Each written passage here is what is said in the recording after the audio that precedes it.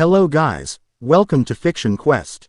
So in this video, we will see, what if Naruto arrived during the Kokabiel fight and saved everyone, stealing Issei's glory and his harem. If you enjoy these kinds of stories, don't forget to show us some love by hitting the like button and subscribing to the channel. Your support means the world to us. Now, let's start the story. Chapter 1. The Sage of Kuo. The scrape of a boot on shattered pavement was the only sound that cut through the oppressive, violet-tinged night. Hiba Yuto's chest heaved, a raw, burning protest with every breath.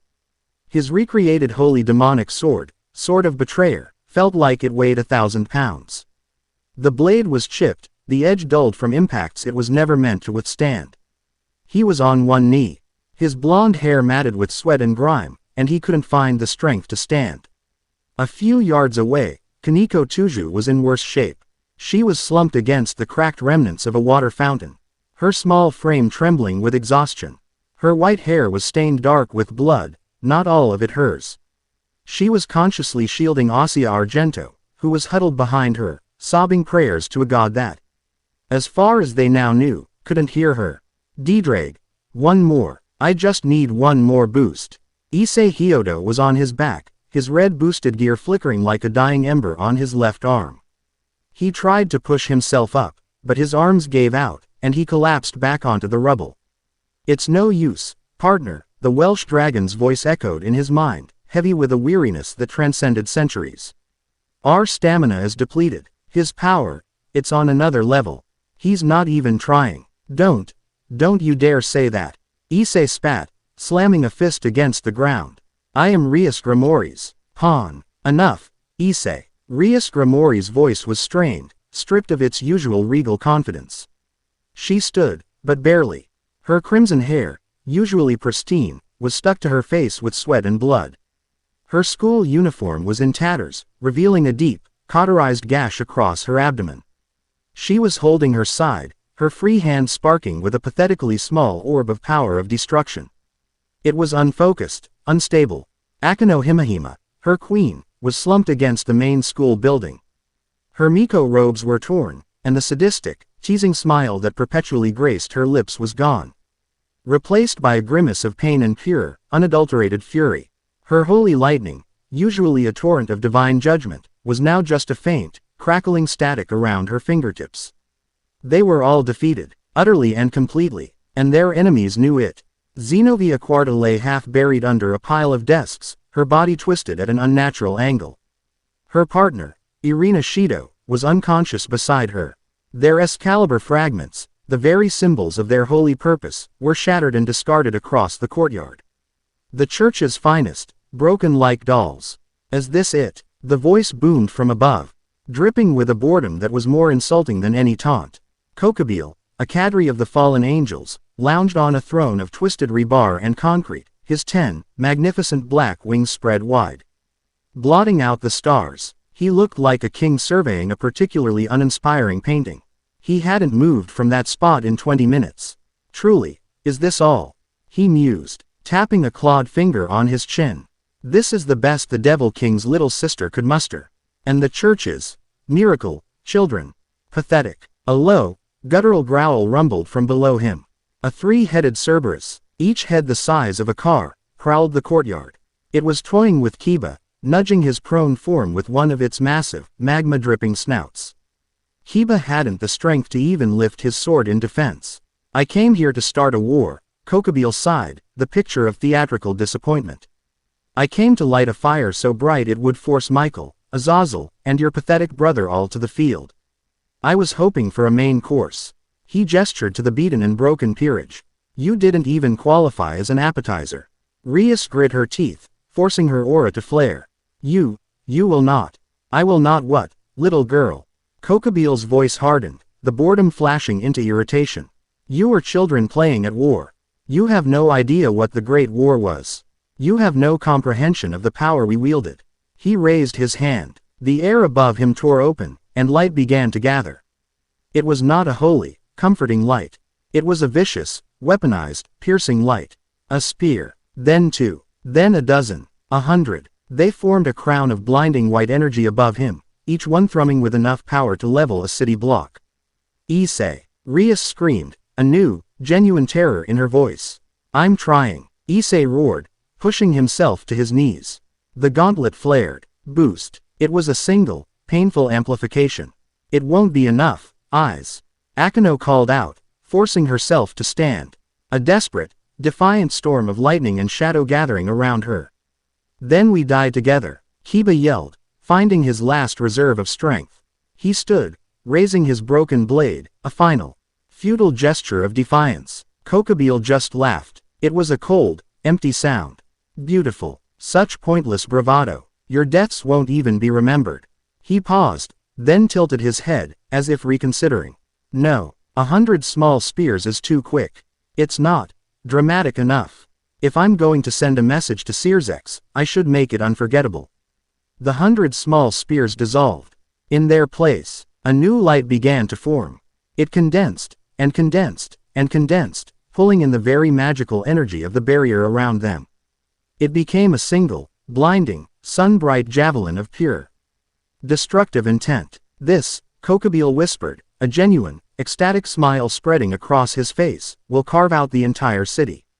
This will get their attention. Asia's prayer turned into a high-pitched scream. Kiba's face went white. Akeno's gathered lightning died, her face a mask of despair. Rias Gremory closed her eyes. I'm sorry, everyone. Issei, his arm throbbing, his vision blurring, could only watch in mute horror. Partner, it was an honor. A shame, Kokabiel pronounced. Now, die. He thrust his hand forward. The spear launched. It was not a streak of light. It was a column of annihilation. It tore through the air, screaming a promise of oblivion. Time seemed to slow. The faces of the Gremory peerage were frozen in a tableau of despair. And then, the air ripped.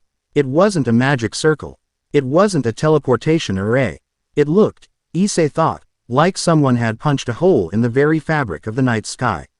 A black, jagged tear appeared. 5 feet to the left of the spear's path. A man stepped out. He was wearing simple black pants and an orange and black jacket that looked absurdly casual. He had no wings. He had no glowing aura. His blonde hair was spiky. And his eyes were a piercing, impossible blue. He took one look at the incoming spear, which was now less than 10 feet from him.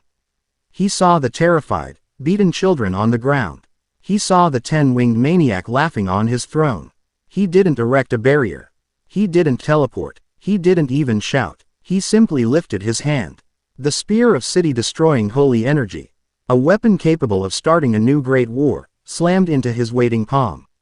There was no explosion. There was no shockwave. There was nothing. The spear just stopped. The entire courtyard was bathed in the spear's blinding light, but the man at its epicenter was a perfect silhouette, his hand outstretched, his jacket flapping slightly from the pressure of the energy he was holding. What? Kokabiel's smile froze, then vanished. What trickery is this? The man didn't answer. He was studying the energy he held, a look of mild disgust on his face. Orange pigment suddenly flared around his eyes, framing them in a bar of color. His pupils, once round, became horizontal, like a toad's. Nasty stuff, the man's voice cut through the silence. It was calm, measured. Feels wrong. And then, the impossible happened. The light in his hand didn't explode. It didn't fizzle. It curdled. The golden, holy energy warped, churning like milk and vinegar.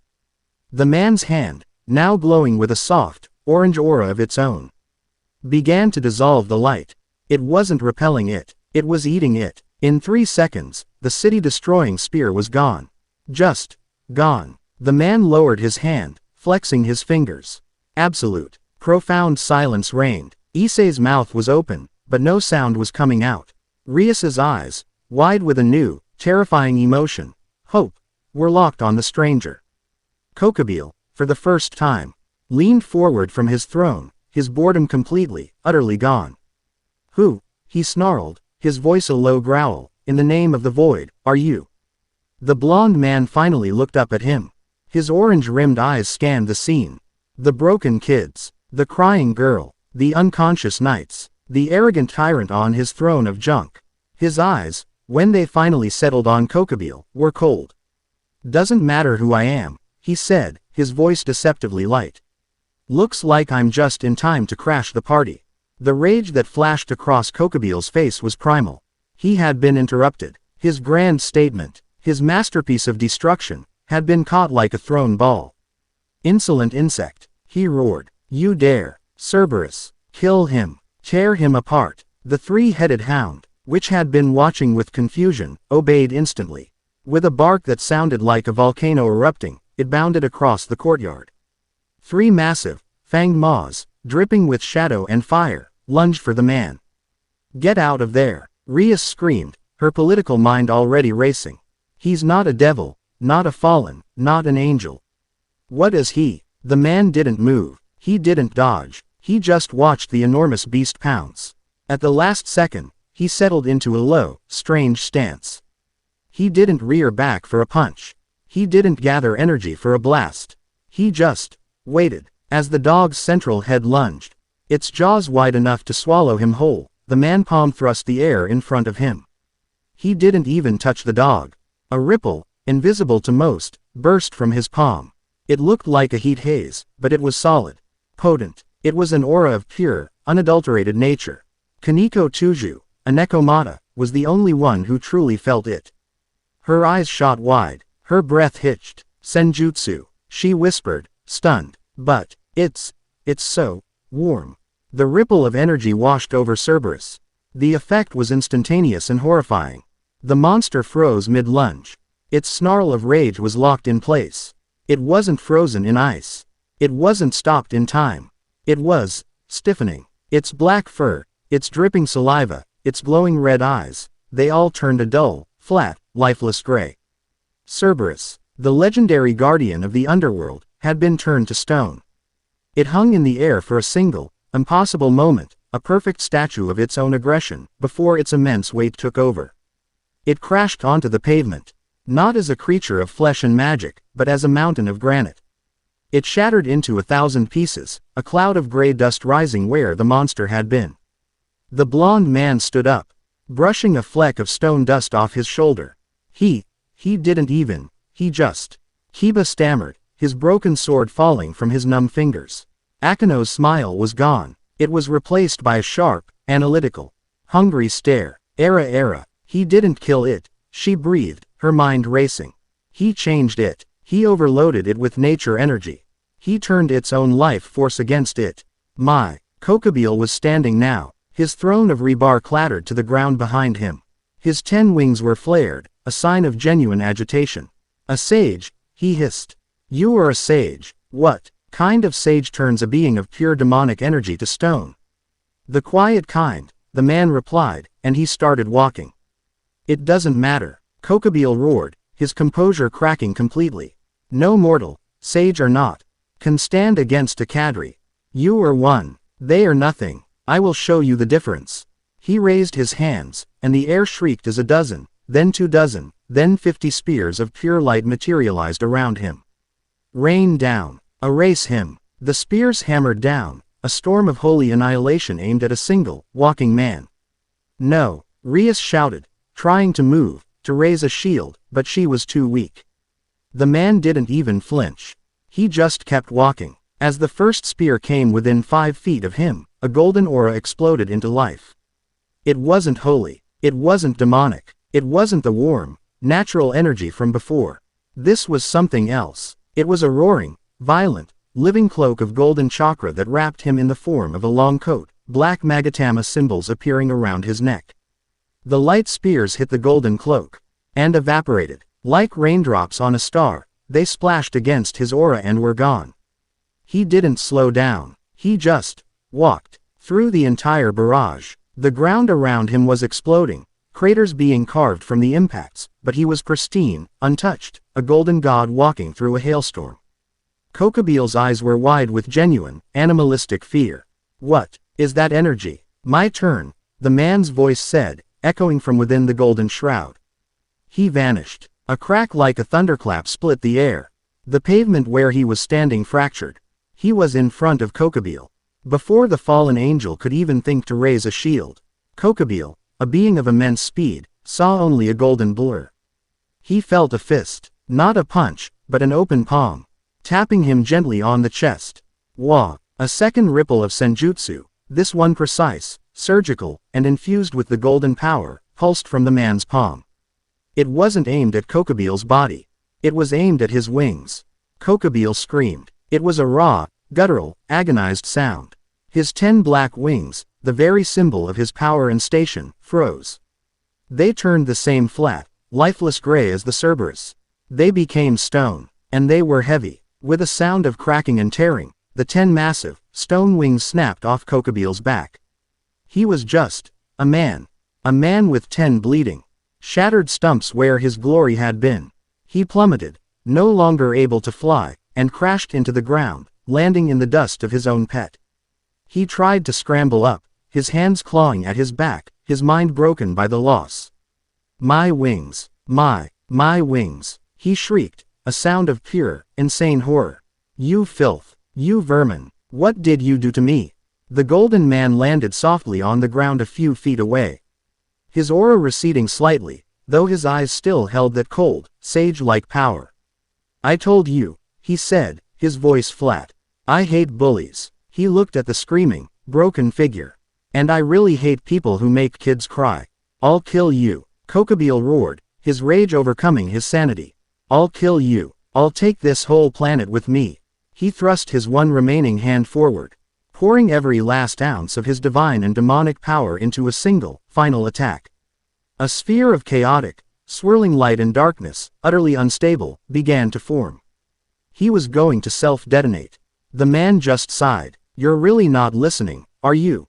He raised his own hand. A single, black orb, no larger than a marble, floated above his palm. It was an object of perfect void. It seemed to drink the light around it. He flicked it. The black orb, a truth-seeking orb, sailed through the air. It wasn't fast. It just drifted. It touched Kokabiel's last-ditch attack. The chaotic sphere of energy didn't explode.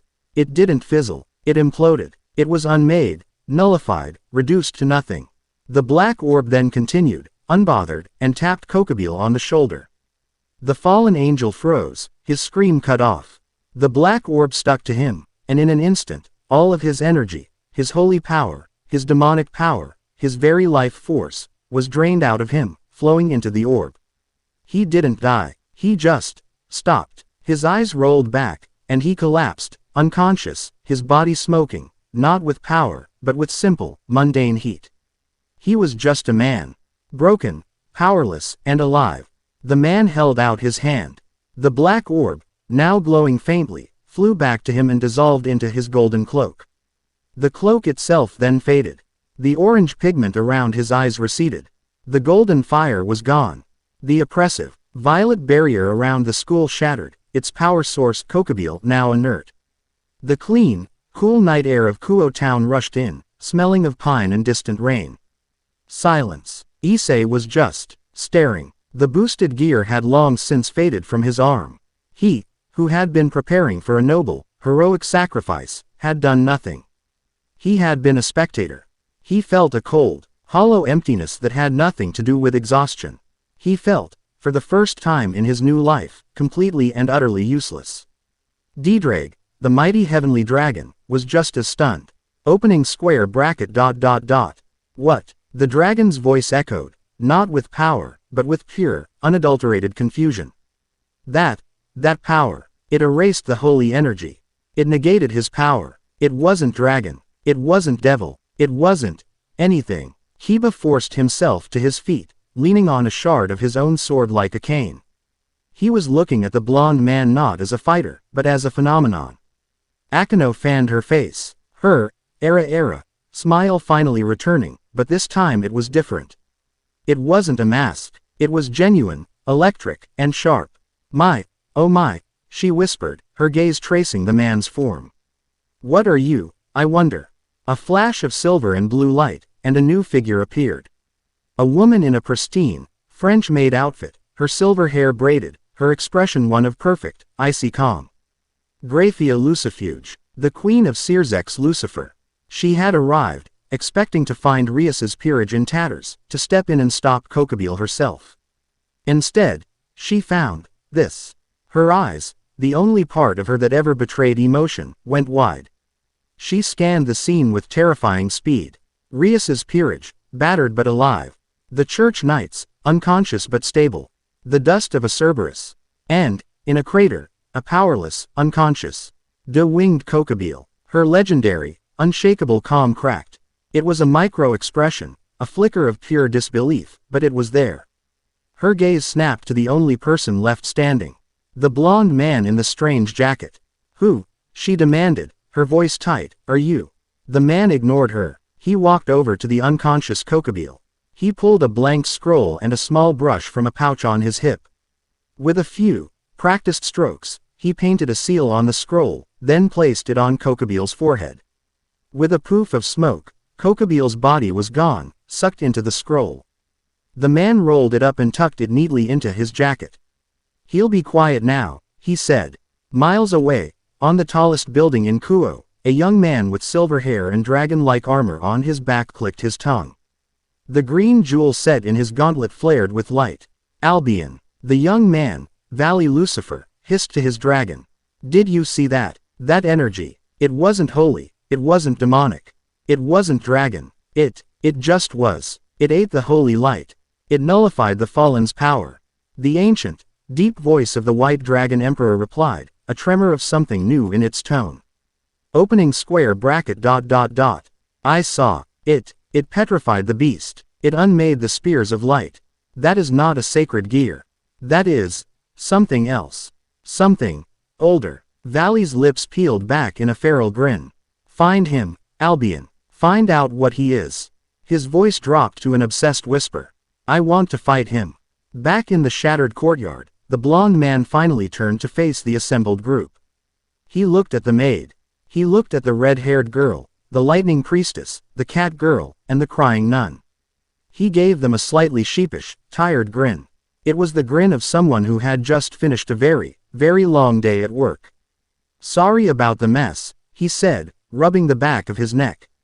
I think I took a wrong turn on the way home. He looked around, at the broken school, the Japanese script on the signs, the dark, unfamiliar sky. All right, he said, his blue eyes clear and honest. Mind telling me where I am? I seem to be a little lost. Chapter 1 End. Chapter 2. An Unclaimed King. The Olympic-sized swimming pool. Now a gaping, dry crater filled with rubble and the petrified remains of a three-headed dog, was deemed an unsuitable place for a diplomatic summit. With a snap of Graphia's fingers, the world dissolved in a swirl of crimson Gremory light. The smell of ozone, pulverized concrete, and petrified monster was gone, replaced by the scent of old wood, Earl Grey tea, and the faint, lingering trace of Rias's perfume. They were in the Occult Research Club room. It was undamaged, a pocket of insulated calm that felt utterly alien after the night's battle. The transition was jarring. One moment, they were in a war zone. The next, they were in a high-backed velvet chair. Naruto found himself seated on one of the plush sofas, a steaming teacup already resting on the table before him. He hadn't seen anyone prepare it. Akano, despite her torn robes and the dried blood on her lip, was already moving with the practiced grace of a hostess, a polite smile fixed on her face as she poured another cup. Rias stood stiffly by the window, her peerage, those still conscious, gathered protectively, if weakly, behind her. Issei, Kiba, and Kaneko were on the other sofa, their bodies thrumming with nervous energy. Their eyes locked on the new arrivals. The tension in the room was a physical weight, heavier than any gravity. Graphia stood by the door, a silent, silver-haired sentinel. But she was not the source of the pressure. The source sat opposite Naruto. Sears Lucifer, the Crimson Satan, was a man who seemed to defy his own title. He looked young, with the same vibrant crimson hair as Rias, and a gentle, almost lazy smile on his face. He wore a high-collared, noble-looking tunic and looked more like a disarmingly charming university professor than one of the three most powerful beings in the world. The man beside him was his perfect opposite. Azazel, the Governor-General of the Fallen Angels, was all roguish energy. He was lounging, sprawled, really, in the armchair, his black and gold coat unzipped, revealing a casual red shirt. He had a dozen black, feathered wings, but they were currently retracted, and his dark hair was tied back in a loose ponytail. He was tapping his fingers on his knee. His eyes, sharp and gold, devouring Naruto with an academic curiosity that was almost palpable. They had arrived less than a minute ago, not in a magic circle, but in a simple, silent shimmer of air. They had surveyed the damage, taken the sealed scroll containing Kokabiel from Naruto's hand, and then Grafia had teleported them all here. Well, Azazel broke the silence. His voice bright and conversational. This is a mess. He grinned, as if discussing a poorly planned party. Kokabiel, again. That guy. No impulse control. I told him, Koka, buddy, just wait. The peace treaty is coming. You'll hate it. It'll be hilarious. But no, he had to go and try to restart the apocalypse. Searsex shot him a look. It wasn't angry. It was the look of a man indulging a hyperactive child. Azazel, please. Right, business. Azazel leaned forward, his grin fading just a fraction, his eyes narrowing. So, you. His gaze fixed on Naruto. You're the one. The new piece on the board. The one who, disarmed him. Naruto took a sip of his tea. It was good. He nodded. Once. He was in the way. He was in the way, Azazel repeated, a low chuckle bubbling in his chest. A Cadre-class fallen angel, a veteran of the Great War, was in the way. I like this guy. Azazel, Searsex said again, his voice soft, but this time it carried a steel that cut through the fallen's levity. The room temperature dropped 5 degrees. Searsex turned his full attention to Naruto. The lazy smile was gone.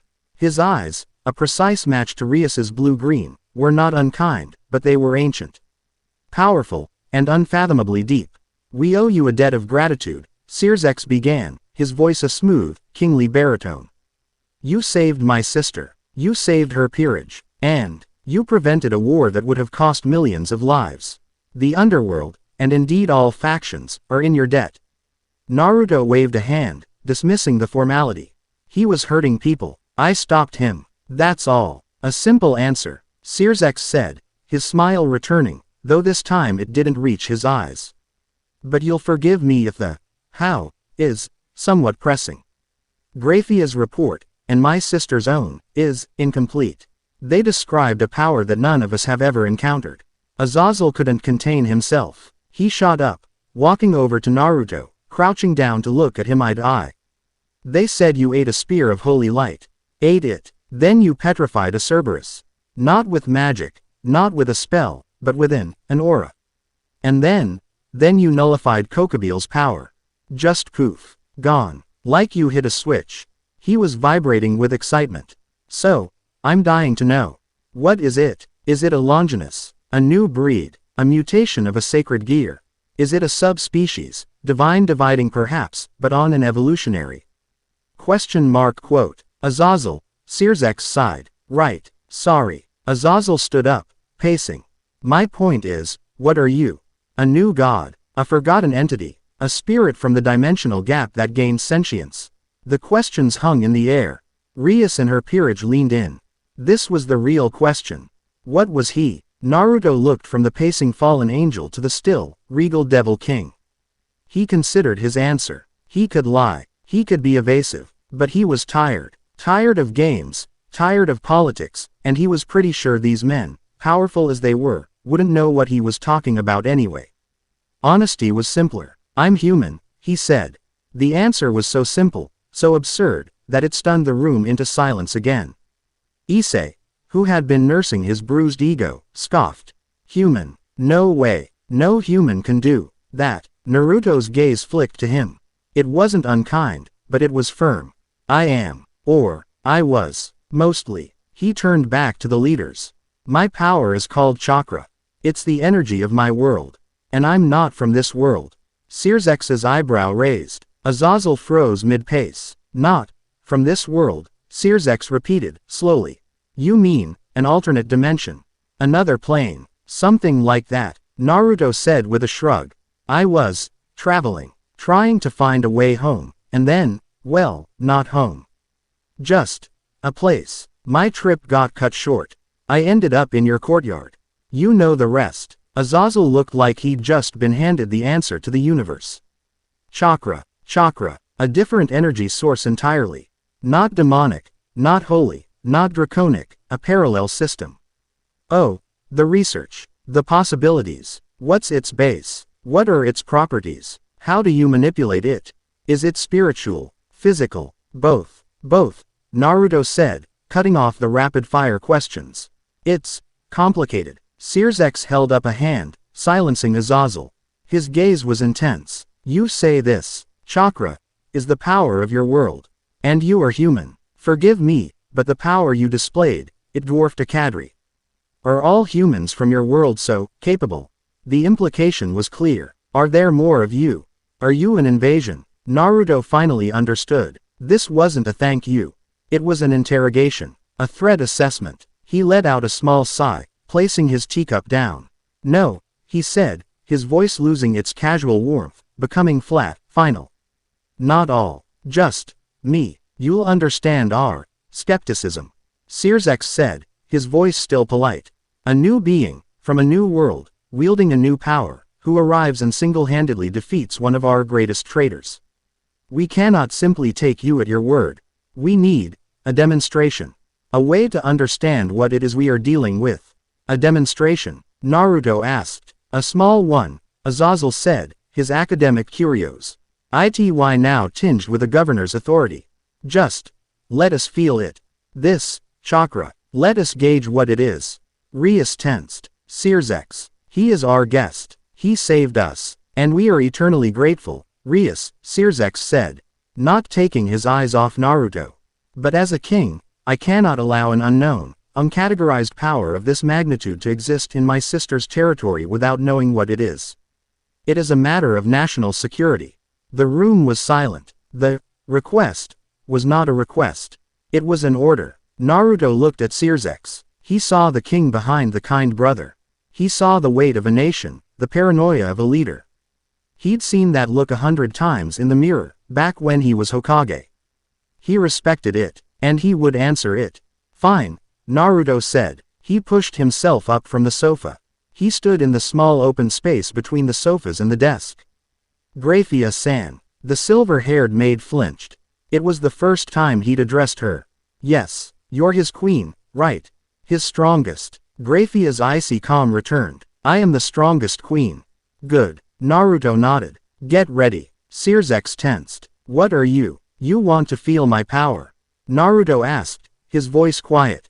This is the safest way. I'm not going to hurt her. But I am going to show you. Graphia moved, placing herself between Naruto and Searsex. She didn't draw a weapon. She didn't cast a spell. She just stood there, and the very air around her seemed to freeze, her demonic aura a wall of absolute zero ice. I am ready, she said. Don't hurt her. Rias said, her hands clasped.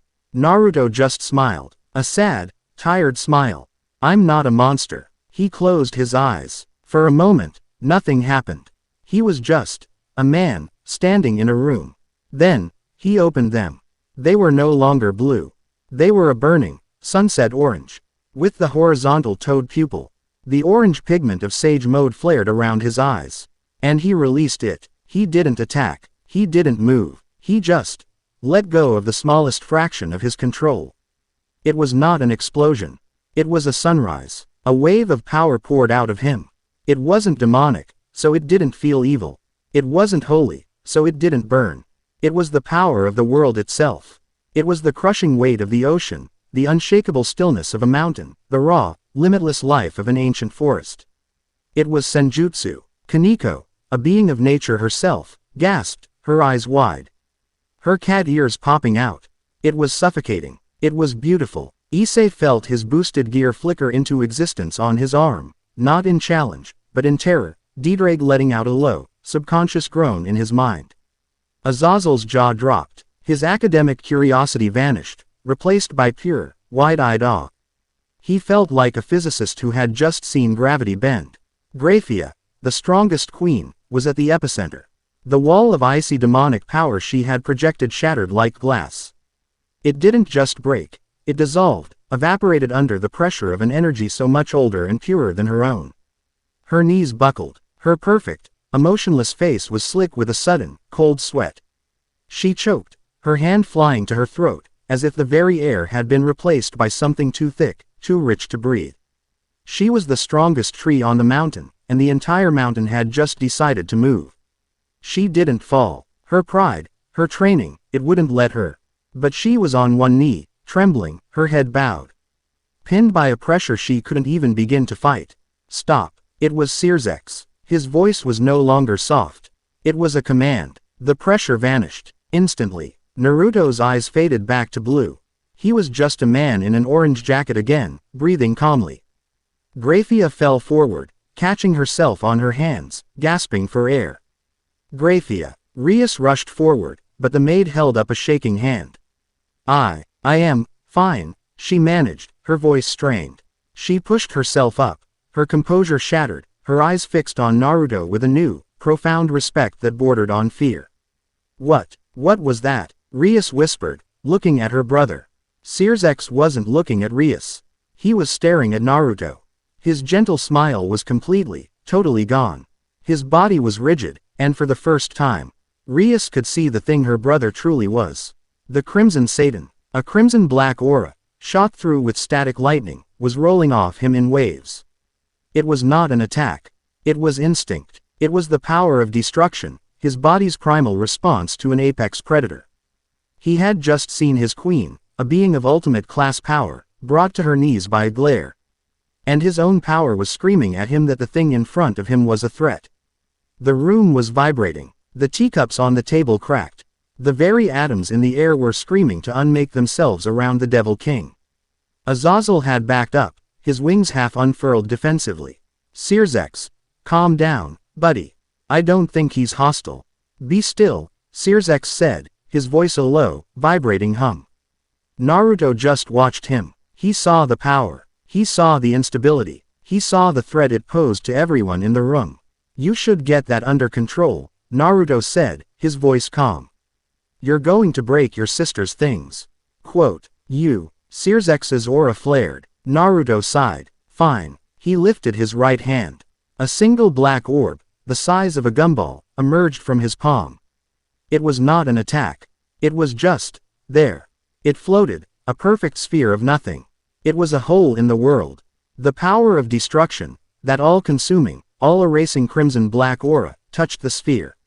And died. It didn't just stop. It was unmade. The concept of destruction, the very law that Searsex embodied, was nullified where it met the orb. The truth-seeking orb just floated there, lazy, calm, and absolute. Drinking the power of destruction like it was a light snack.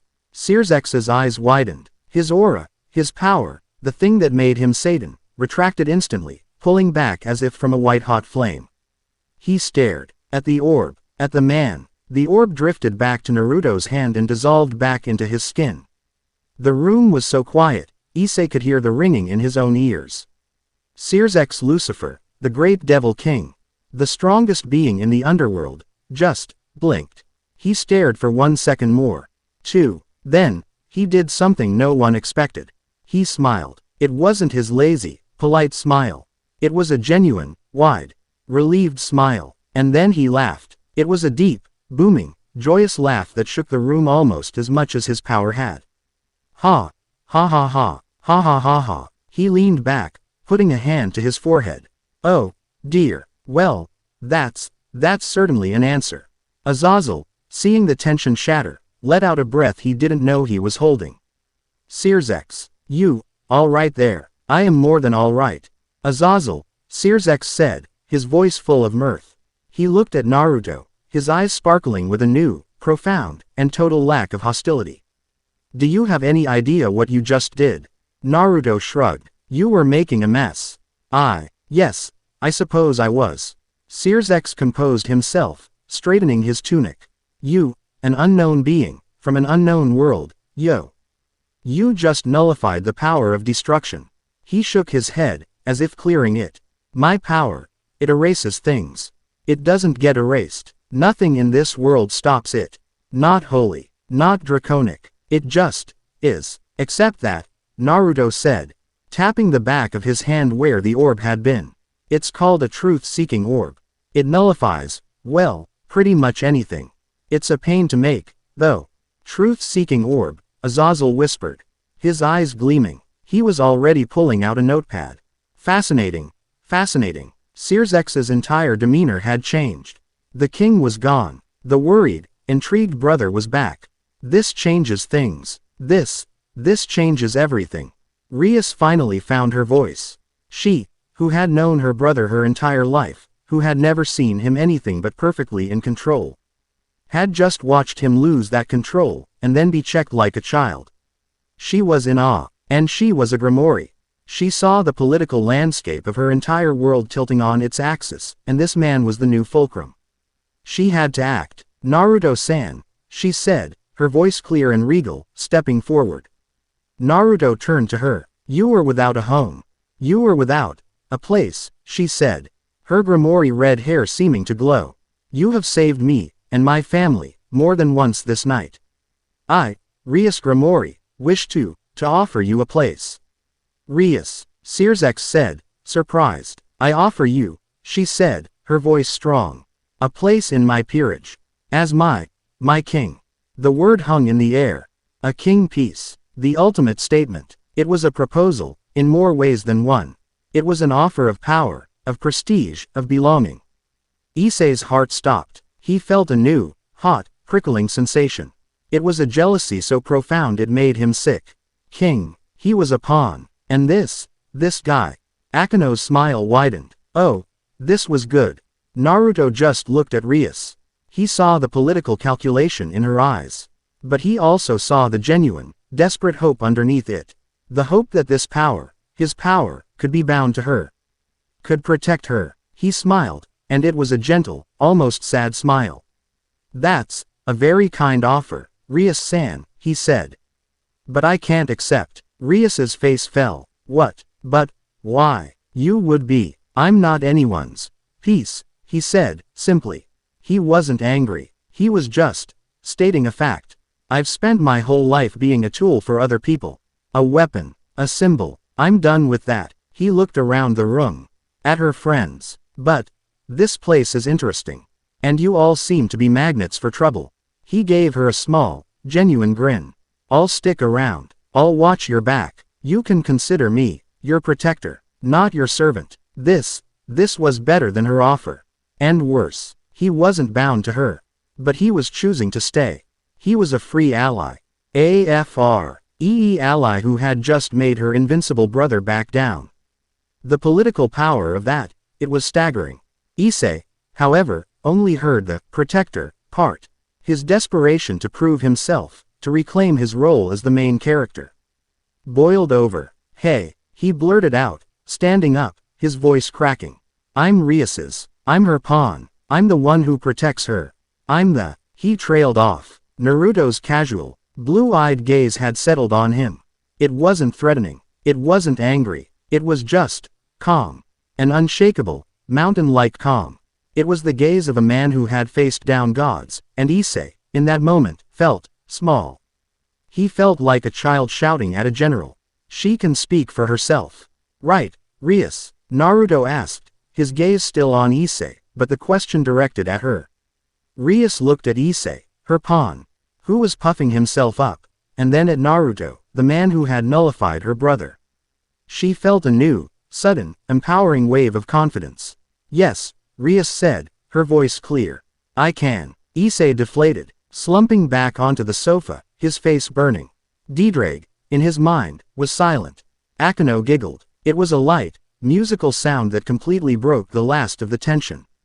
She glided over to Naruto. Her movements sinuous, her eyes sparkling. A protector. That's a very demanding job, Naruto-kun. We are magnets for trouble. She leaned in close, so close her hair brushed his shoulder. Her voice dropping to a husky whisper. You'll have your work cut out for you. I hope you have the stamina for it. Naruto, who had faced down armies and monsters, just blinked at the blatant, teasing flirtation. I'll manage. Well, Azazel clapped his hands, his notepad already half full of scribbles.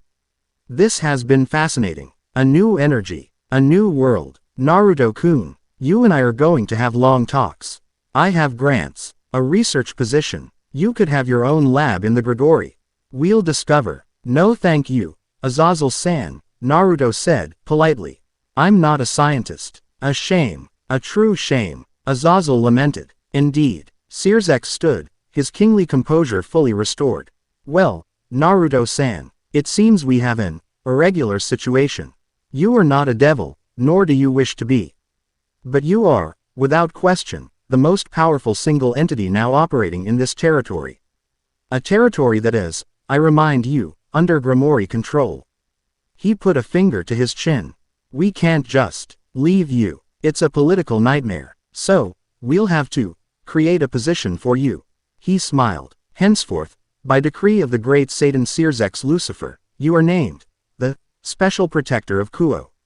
An independent, allied entity, with full authority to act in the defense of this territory, under the observation of the Gremory clan. It was a brilliant political move. It meant nothing, and everything. It gave Naruto a title. It legitimized his presence. It warned the other factions off. And it tied him, gently, to Rias, without binding him. Works for me, Naruto said with a shrug.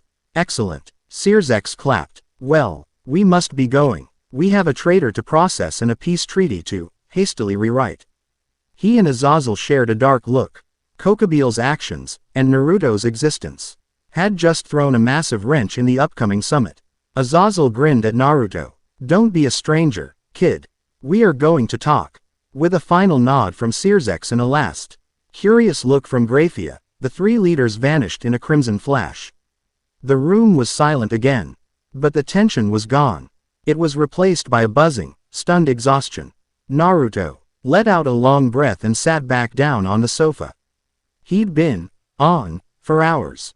He was tired. He sensed, more than saw, movement. Kaneko Tuju, the small, white-haired Nekomata, had silently left her spot. She was standing in front of him, her head tilted, her amber eyes staring at him with an unnerving, feline intensity. Hi, Naruto said. She just stared. Then, slowly, she reached out a small hand and poked him in the knee. Kaneko? Rias asked, surprised. Kaneko didn't respond. She was feeling his energy. The senjutsu he had released had left an echo. A warmth. It was quiet now, back to its normal, calm state. But it was there. It felt like home. It felt like a warm, sunny spot on a lazy afternoon. She looked at his lap, then back at his face. Your energy, she said, her voice a flat, quiet monotone. It's quiet now. It's not cold, like theirs. Naruto's heart, for the first time that night, gave a small pang. He saw a quiet, lonely kid, just like he used to be. He smiled, a real smile this time. Warm, and a little goofy. Yeah, it's just me. Kaneko considered this. Then, with a decisiveness that shocked everyone in the room, she climbed onto the sofa, curled up in the empty space right next to him, and laid her head on his thigh. Kaneko-chan, Issei yelped, his voice full of outrage. Shut up, pervert, she mumbled, her eyes already closing. He's warm. I'm tired. In seconds, she was asleep. Naruto looked down at the small, white-haired girl sleeping on his leg. He looked at Rias, who was watching with a small, unreadable smile. He looked at Akeno, who was watching with a very readable, teasing one. He looked at Issei, who looked like his world was ending. He sighed, and gently, so as not to wake her, he patted Kaneko's head. He was definitely not home. But this was interesting. In a dark, forgotten void, a place between all worlds, a pale, horned being with dead, white eyes stirred. A flare of energy. He had felt it. Faint, distant, but unmistakable. It was his clan's chakra. The power of the sage. So, a dry, rasping thought echoed in the non-space. The young vessel, Kagaya's errant spawn, survived. And he has led me to a new, untouched world. A world rich with an unknown energy. Kinshiki Otsutsuki tilted his head, and the fabric of reality tore as he began to move. This will do nicely. The harvest here will be exquisite. Chapter 2 End. Chapter 3. The Phenex and the Fox. For 2 days, a strange, fragile peace settled over Kuo Academy. The Occult Research Club room had become a combination of infirmary and fortress. Asia, now under the official protection of the Gremory clan, had worked tirelessly, her twilight healing bringing Kiba, Issei, and the others back from the brink. The school itself, miraculously, had been repaired by a quiet, efficient team of devils sent by Searsex. The students' memories altered to believe a sudden, violent gas line explosion had forced a temporary campus closure.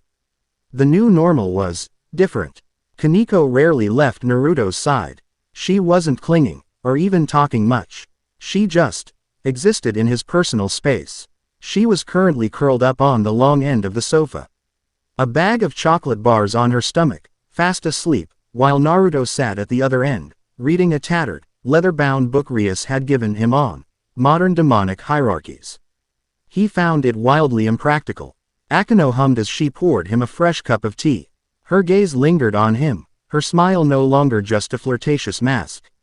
It was appraising, deeply, intensely curious. Rias sat at her desk, not as a king, but as a young woman. The regal, composed mask she wore was gone.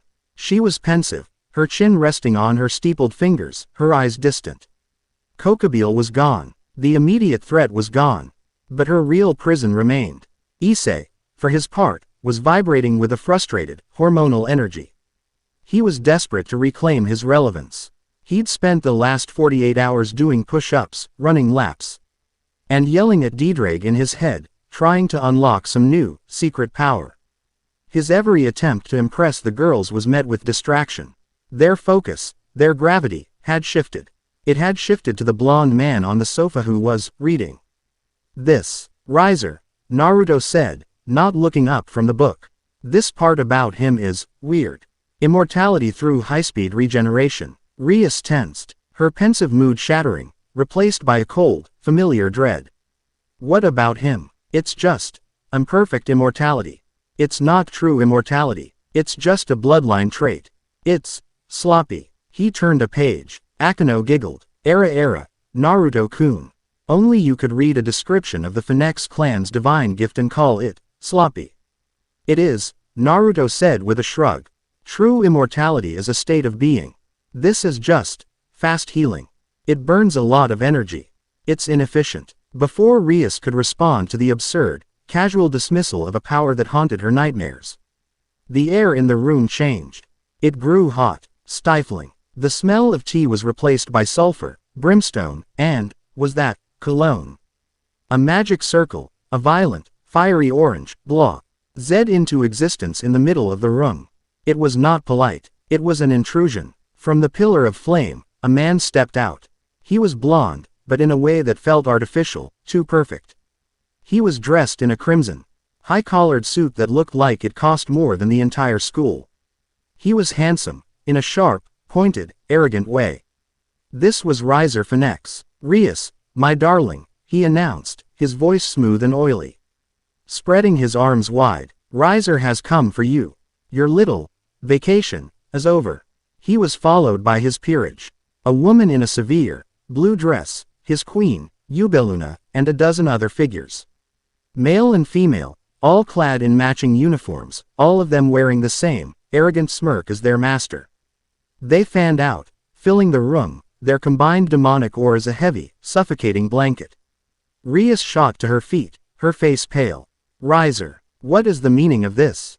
You were not scheduled to arrive for weeks." "Schedules," Riser scoffed, as if the word was distasteful. "Schedules are for servants." Riser heard you had a small, pest, problem. A stray fallen angel, he tsked, walking forward, his eyes roaming Rias's body with a blatant, possessive hunger. "You see, this is exactly why you need my protection. You are too soft, my dear. Too weak." He reached out, his fingers tracing her jawline. Rias flinched, her entire body recoiling. "Don't touch her." The voice was a low growl. Issei was on his feet, his red gauntlet already blazing to life. Boost. Riser paused, his hand in the air. He turned, slowly, and looked at Issei. He looked at the gauntlet. And then he laughed. It was not a nice sound. "Ah, yes, the pawn," he sneered. "The little dragon boy, still pretending you're a knight. How adorable, you bastard," Issei roared, lunging. He never finished the sentence. Ubeluna moved. She was a blur of blue. A single, open palm strike, wreathed in blue fire, connected with Issei's chest. It wasn't a boosted gear punch. It was a queen's punch. Issei went flying. He crashed through the clubroom wall, out of the building, and landed in a heap in the courtyard outside, his gauntlet fizzling and vanishing. He was out cold. Issei. Rias screamed. Disgusting. Riser muttered, wiping a fleck of Issei's spit from his suit jacket. Now, Rias, get out, Kiba said, his voice cold. Sword of Betrayer was in his hand. He was in front of Rias in an instant. Kaneko was at his side, her fists clenched, her amber eyes burning with a cold, white rage. Riser just sighed, a sound of profound boredom. You are all so tiresome. My peerage, play with them. Do not break them too much. They are, after all, Rias's property. And soon, my property. The battle was immediate, and it was a massacre. Kiba, fueled by rage, moved with a speed that defied physics. He skewered one of Riser's knights, only for the man to laugh, the sword stuck in his chest, as the wound healed around the blade. Nice try, pretty boy. The knight then punched Kiba in the face, breaking his nose. Kaneko ducked under a whip-like attack from one of the female pawns and delivered a senjutsu-enhanced blow that should have shattered the girl's ribs. The girl grunted, her body bending, and then snapped back, her bones re-knitting with an audible crunch. Ooh, you're a strong little kitty, she giggled, before blasting Kaneko with a condensed ball of fire that sent her skidding back, her clothes singed, her arms burned. It was hopeless. Akeno unleashed her full holy lightning. It was a storm of divine retribution. Ubeluna, Riser's queen, simply stood in the middle of it, a barrier of blue Phenex fire burning the holy energy away before it could even touch her. My master's fire heals all wounds, priestess, Ubeluna said calmly. And it burns all else. Your mixed blood power is an insult. She launched a pillar of fire. Akeno and Rias dove in opposite directions as the clubroom desk, and the entire wall behind it, was incinerated. In less than a minute, it was over. Kiba was disarmed and pinned. Kaneko was on her knees, panting, burned. Akeno was leaning against the far wall, her magic depleted, held at bay by two rooks. Rias Gremory was alone, surrounded. Riser walked towards her, his smile victorious. You see, my dear. You fight, you struggle, you resist, and in the end, you always belong to me. He grabbed her, pulling her flush against him. Rias struggled, tears of pure, unadulterated rage and shame streaming down her face. Let me go. She spat, a power of destruction orb forming in her hand. Riser just laughed. He let her press the orb against his chest. It ate at his suit, at his skin, disintegrating a hole, which instantly healed, his skin reforming, his suit reweaving itself. That little spark, he whispered in her ear. It's nothing. Riser is immortal. Now, hold still. From his hand, a magical sigil formed. It was the Phenex crest, glowing a white-hot, fiery orange. It was a brand. It is time, he purred. To mark what is mine. He pressed the glowing brand towards Rias's tear-streaked face. She squeezed her eyes shut, a sound of pure despair caught in her throat. I really don't think she wants that. Quote. The voice was calm, conversational. It cut through the tension like a kunai. Riser froze. The brand hovered, inches from Rias's skin. He turned his head. In the wreckage of the doorway, Naruto Uzumaki was standing. He had been there the whole time. He hadn't moved. Riser's peerage had seen him. They had registered him as nothing. A human. A pet. Irrelevant. He was still holding the book in one hand. And, what are you? Riser asked, his voice dripping with condescending irritation. Rias's new pet, a stray dog she took in. Naruto closed the book with a soft thud. I'm the guy who's telling you to let her go. Riser's face contorted in a mask of pure, aristocratic offense. He had been given an order. By this, Ubeluna. He snapped, not even bothering to look away from Naruto. Silence that mutt, permanently. With pleasure, my lord. Ubeluna, the woman who had tanked Akeno's holy lightning, turned. She raised her hand, a massive ball of blue fire forming. Two of Riser's knights, swords drawn, flanked her, and they all charged at once. Naruto. No, Rias shrieked. You don't understand. There. Naruto moved. A golden flash. The KCM cloak ignited. Not in a wave, but in a flicker. He wasn't there. Wah! Yubeluna's eyes widened. Naruto was behind her. He tapped her on the back of the neck with 2 fingers. Too slow. Yubeluna's eyes rolled back. Her fire vanished. She collapsed, unconscious. The 2 knights spun around, their swords slashing at the empty air where he'd been. Naruto was above them. He landed on their shoulders, 1 foot on each. You're wide open. He pushed down, while chopping both of them on the neck with his hands. Crack, crack. They both crumpled, unconscious, before Yubeluna's body had even hit the floor. He then appeared in front of the 2 rooks who were guarding Akeno. They raised their fists. Naruto just flicked them both on the forehead. The flick carried the force of a battering ram. They were launched backwards, crashing into the wall and slumping down, out cold. The entire fight, Riser's entire peerage, was dismantled, disarmed, disassembled. It had taken, by Rias's estimation, 3 seconds. The room was silent, save for the groans of Riser's peerage. Naruto's golden cloak receded, his KCM flickering out. He stood there, brushing dust from his jacket. Riser Phenex had let go of Rias. He was staring, his mouth agape, at the pile of his elite, unbeatable, peerage. But the regeneration. Riser stammered, taking a half step back. They heal. They can't heal if they're unconscious. Naruto stated, as if it were the most obvious thing in the world. You rely on 1 trick. It's a bad trick. The insult was what broke Riser's shock. The shame. He had been humiliated by this. This nobody. You filthy insect. He roared. His demonic power exploded from him. 10 massive wings, not of feathers, but of pure, roaring fire, erupted from his back.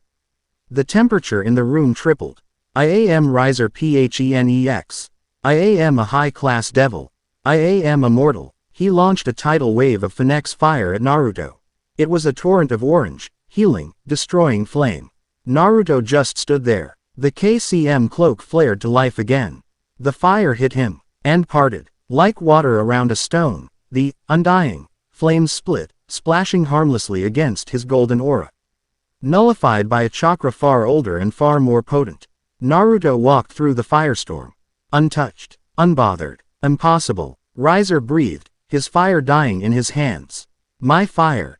It's just fire, Naruto said. His voice flat. He was now 5 feet away from Riser. And you talk too much. I am immortal, Riser shrieked, his last defense. He raised his fists, ready for a physical confrontation. That's nice. Naruto's hand shot up. In his palm, a sphere of pure, blue, whirling chakra appeared. The Rasengan. Riser braced, his healing aura flaring. He could take it. He could heal from anything. Let's test that, Naruto said.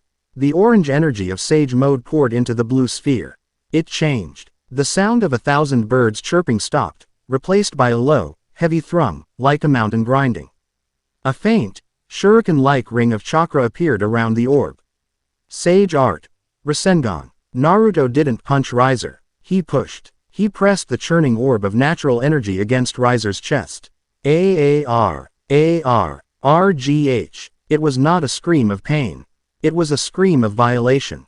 The Rasengan hit him, but it didn't explode. It drilled. The natural energy, the senjutsu, it wasn't burning Riser. It was poisoning him. It was invading his demonic energy, disrupting his connection to his own bloodline, severing the very concept of his regeneration. Naruto pulled his hand back. Riser Phenex stood frozen for a second. He looked down. There was a hole in his chest. A spiral-shaped, bleeding hole. He looked up at Naruto, his eyes wide with a new, primal emotion. Terror. It's not. He stammered, clutching his chest. It's not. Healing. He looked at his hand.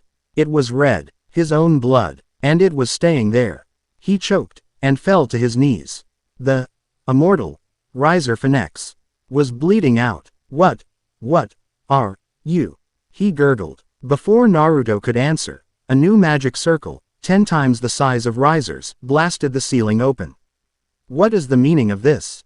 A new voice boomed. Lord Phenex, Riser's father, appeared, his face a mask of patrician fury. He saw his heir, on his knees, bleeding. He saw his entire peerage, unconscious. His rage peaked. Who dares harm the... He stopped. His eyes fell on Naruto. Naruto, who hadn't even flinched, just looked at him. His golden KCM cloak was gone. His sage mode was gone. He was just a man. But Lord Phenex felt it. The dregs of that other energy. That natural energy. The energy that had poisoned his son's bloodline. Naruto's hand blurred. 5 black chakra rods, identical to the ones that had pinned Kokabiel, emerged from his palm. He flicked his wrist. Thwack, thwack, thwack. The rods pinned Riser to the floor, through his clothes, trapping him like an insect. Naruto looked up, his blue eyes meeting Lord Phenex's furious ones. His voice was not loud, but it cut through the room. The engagement is off. Lord Phenex's aura blazed. You have no right. I don't need a right. Naruto said, his voice flat. He's beaten. He lost. Your immortality is a parlor trick. Now, take your son, take your servants, and go. Before I get angry, Lord Phenex looked at his son. Pinned and not healing, he looked at the man who had done it. This was not a devil. This was not an angel. This was something new. Something outside the rules. He was a politician. He knew a lost cause. He knew mutually assured destruction. His face, if possible, grew darker. This is not over. The House of Phenex will not forget this insult. I'm counting on it, Naruto said. With a wave of his hand, Lord Phenex's entire, unconscious peerage, and his pinned, bleeding son, were sucked back into his teleportation circle. The light, the heat, the smell of sulfur, it was all gone. Silence. Gremory was staring. She was shaking. She was free. The prison that had defined her entire life was just gone. Broken. Dismissed. She turned to Naruto, her eyes wide. The tears of shame replaced by tears of something else. Why? She whispered, her voice thick. Why did you? Naruto just shrugged, retrieving his book from the floor where he'd dropped it. I told you, I don't like bullies. He looked at her, his expression softening just a fraction.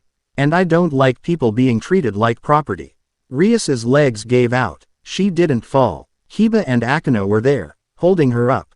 But she sobbed. A raw, ragged, relieved sob. In the courtyard, Issei was finally, groggily, sitting up. He'd seen flashes. The golden light. The scream. Opening square bracket ... Partner. Didraig's voice was shaken. Issei had never heard Didraig shaken. What happened, Didraig? Did we win? We did nothing, boy. The dragon's voice was heavy. That man, he just undid him. He severed the Phenex bloodline. With an energy. It's not of this world. It's like the source. What are you talking about? Issei groaned, holding his head. What are you? Didraig suddenly roared, not at Issei, but through him, projecting his voice into the clubroom.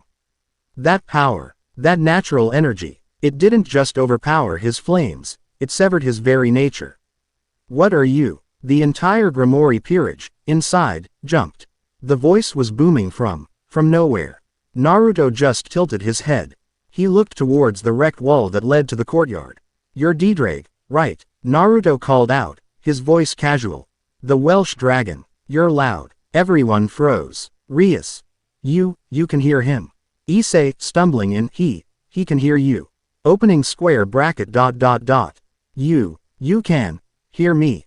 Didraig's voice was no longer a roar. It was a whisper of pure disbelief. Yeah. Naruto tapped his own stomach, a faint, nine-tailed sigil glowing on his jacket for a split second before fading. I'm used to loud roommates. Your energy is familiar. Angry, but small. Like a splinter. Splinter. Didraig was offended. You're a part of a bigger whole. Naruto cut him off. His voice distant, like he was remembering something. A big, angry tree. And a very angry woman. It's nice to meet you, Didraig. You're a long way from home. Didraig was silent. Tree, woman, splinter. The heavenly dragon, the mighty Didraig, the red dragon emperor, was completely, totally, and utterly out of his depth. He had no idea what this man was talking about. And that more than anything else, terrified him. The silence was broken by another magic circle. This one was precise, calm, and silver. Graphia Lucifuge appeared. She surveyed the utter destruction of the ORC clubroom. The gaping hole in the wall. The blasted open ceiling. She didn't even blink. She just turned to Naruto and gave a perfect, 90-degree bow. Naruto-sama. The sama hit the room like a physical blow. Lord Searsex and Lord Gremory have been observing, she said, her voice a flat monotone, though her eyes held a new, deep respect. They are ecstatic and terrified. They extend a formal invitation. They request your presence in the Gremory domain. As an honored guest. Naruto sighed. More politics. Fine. Let's go. I am coming with you. Rias said, her voice steel. She was not going to be left behind. This man had just liberated her. Era. Me too, Akino chimed in, her smile fixed. Kaneko just walked up and grabbed the hem of Naruto's jacket. Naruto looked at the three of them. Then he looked at the wreckage of the clubroom. He looked at Kiba, who was helping Asia. He looked at Issei, who was standing in the hole in the wall, his face a mask of shame, confusion. And, he needed to stay, to heal, to train. Issei, Naruto said. Issei felched. Why yeah, you stay. Get stronger. Naruto's voice was firm, not unkind. It was an order from a superior officer. Protect the school. Protect Asia. We'll be back. It wasn't a choice. It was a mission. Issei, shamed, but grateful for the purpose, nodded. Why yes, sir. Naruto nodded once. He turned to Graphia. All right, ma'am, let's go see the king. Graphia's teleportation circle flared to life, enveloping Naruto, Rias, Akino, and Kaneko, and whisking them away from the shattered remnants of their high school life. Chapter 3 End. Chapter 4. The House of Gremory. The sensation of dimensional travel via a Gremory magic circle was unpleasant. It wasn't like his own jarring bodily ficker technique, nor was it the sterile, gut-twisting void of an Otsutsuki portal. It was, Naruto decided, like being dissolved in lukewarm water and then squeezed through a very small, very fast straw. He opened his eyes, and the first thing he registered was the sky. It was a deep, impossible crimson, as if illuminated by a perpetually setting sun. The air was thick, heavy, and smelled of static electricity and something ancient, like dust from a forgotten tomb. Welcome, Graphia's voice announced from his side, to the Gremory domain. In the underworld, they stood in a vast, open-air teleportation chamber made of polished obsidian. Strange, elegant architecture, all sharp spires and gracefully impossible arches, rose in the distance, a city of dark stone and glowing red light. Kaneko, who had insisted on coming, made a small, distressed sound. Her hand, which had been loosely holding his jacket, was now a white-knuckled grip. It's thick, she whispered, her cat ears flattening against her hair. The energy. It's cold. Naruto gave his head a small shake, his senses screaming. He activated his sage mode for less than a second, a quick, silent pulse to taste the environment. Kaneko was right. The air was saturated with demonic energy, but it was raw. Unrefined. It was chaotic, like 1,000 different, discordant songs all playing at once. It put him on edge. Akino, too, was visibly uncomfortable. Her era smile was a tight, fixed line. The sheer, overwhelming demonic nature of the place was rubbing against her holy, fallen hybrid nature like sandpaper. Only Rias seemed to be at ease. She took a deep breath, and a small, weary smile touched her lips. Home, she whispered. It was a word filled with a complex, heavy mixture of love and obligation. Rias, a woman's voice, warm and rich, echoed across the chamber. A red-haired woman, so beautiful she seemed to radiate a gentle light, was running, not gliding, running, towards them. She looked like an older, softer, and somehow kinder version of Rias. This was Venelana Gremory. She didn't stop to address Graphia. She didn't pause for propriety. She crashed into Rias, wrapping her in UG so tight it lifted her daughter off the ground. My daughter, my Rias, you're safe, you're safe. Venelana was crying, her tears of relief staining the shoulder of Rias's torn uniform. We saw the reports. Kokabiel, And then Riser. I was so worried. Rias, her own composure breaking, hugged her mother back just as tightly. I'm okay, mother. I'm safe. It's over. Standing a few feet behind them was a man who was clearly Rias's father. Zeodicus Gremory was tall, with the same vibrant crimson hair, but his face was that of a lord. He was handsome, regal, and his eyes were kind. But they were the eyes of a politician. He was watching his wife and daughter with a soft smile, but his real attention, his focus, was locked onto the blonde man standing next to the silver-haired maid. As Venelana finally let Rias go, dabbing at her eyes, Zeodicus stepped forward.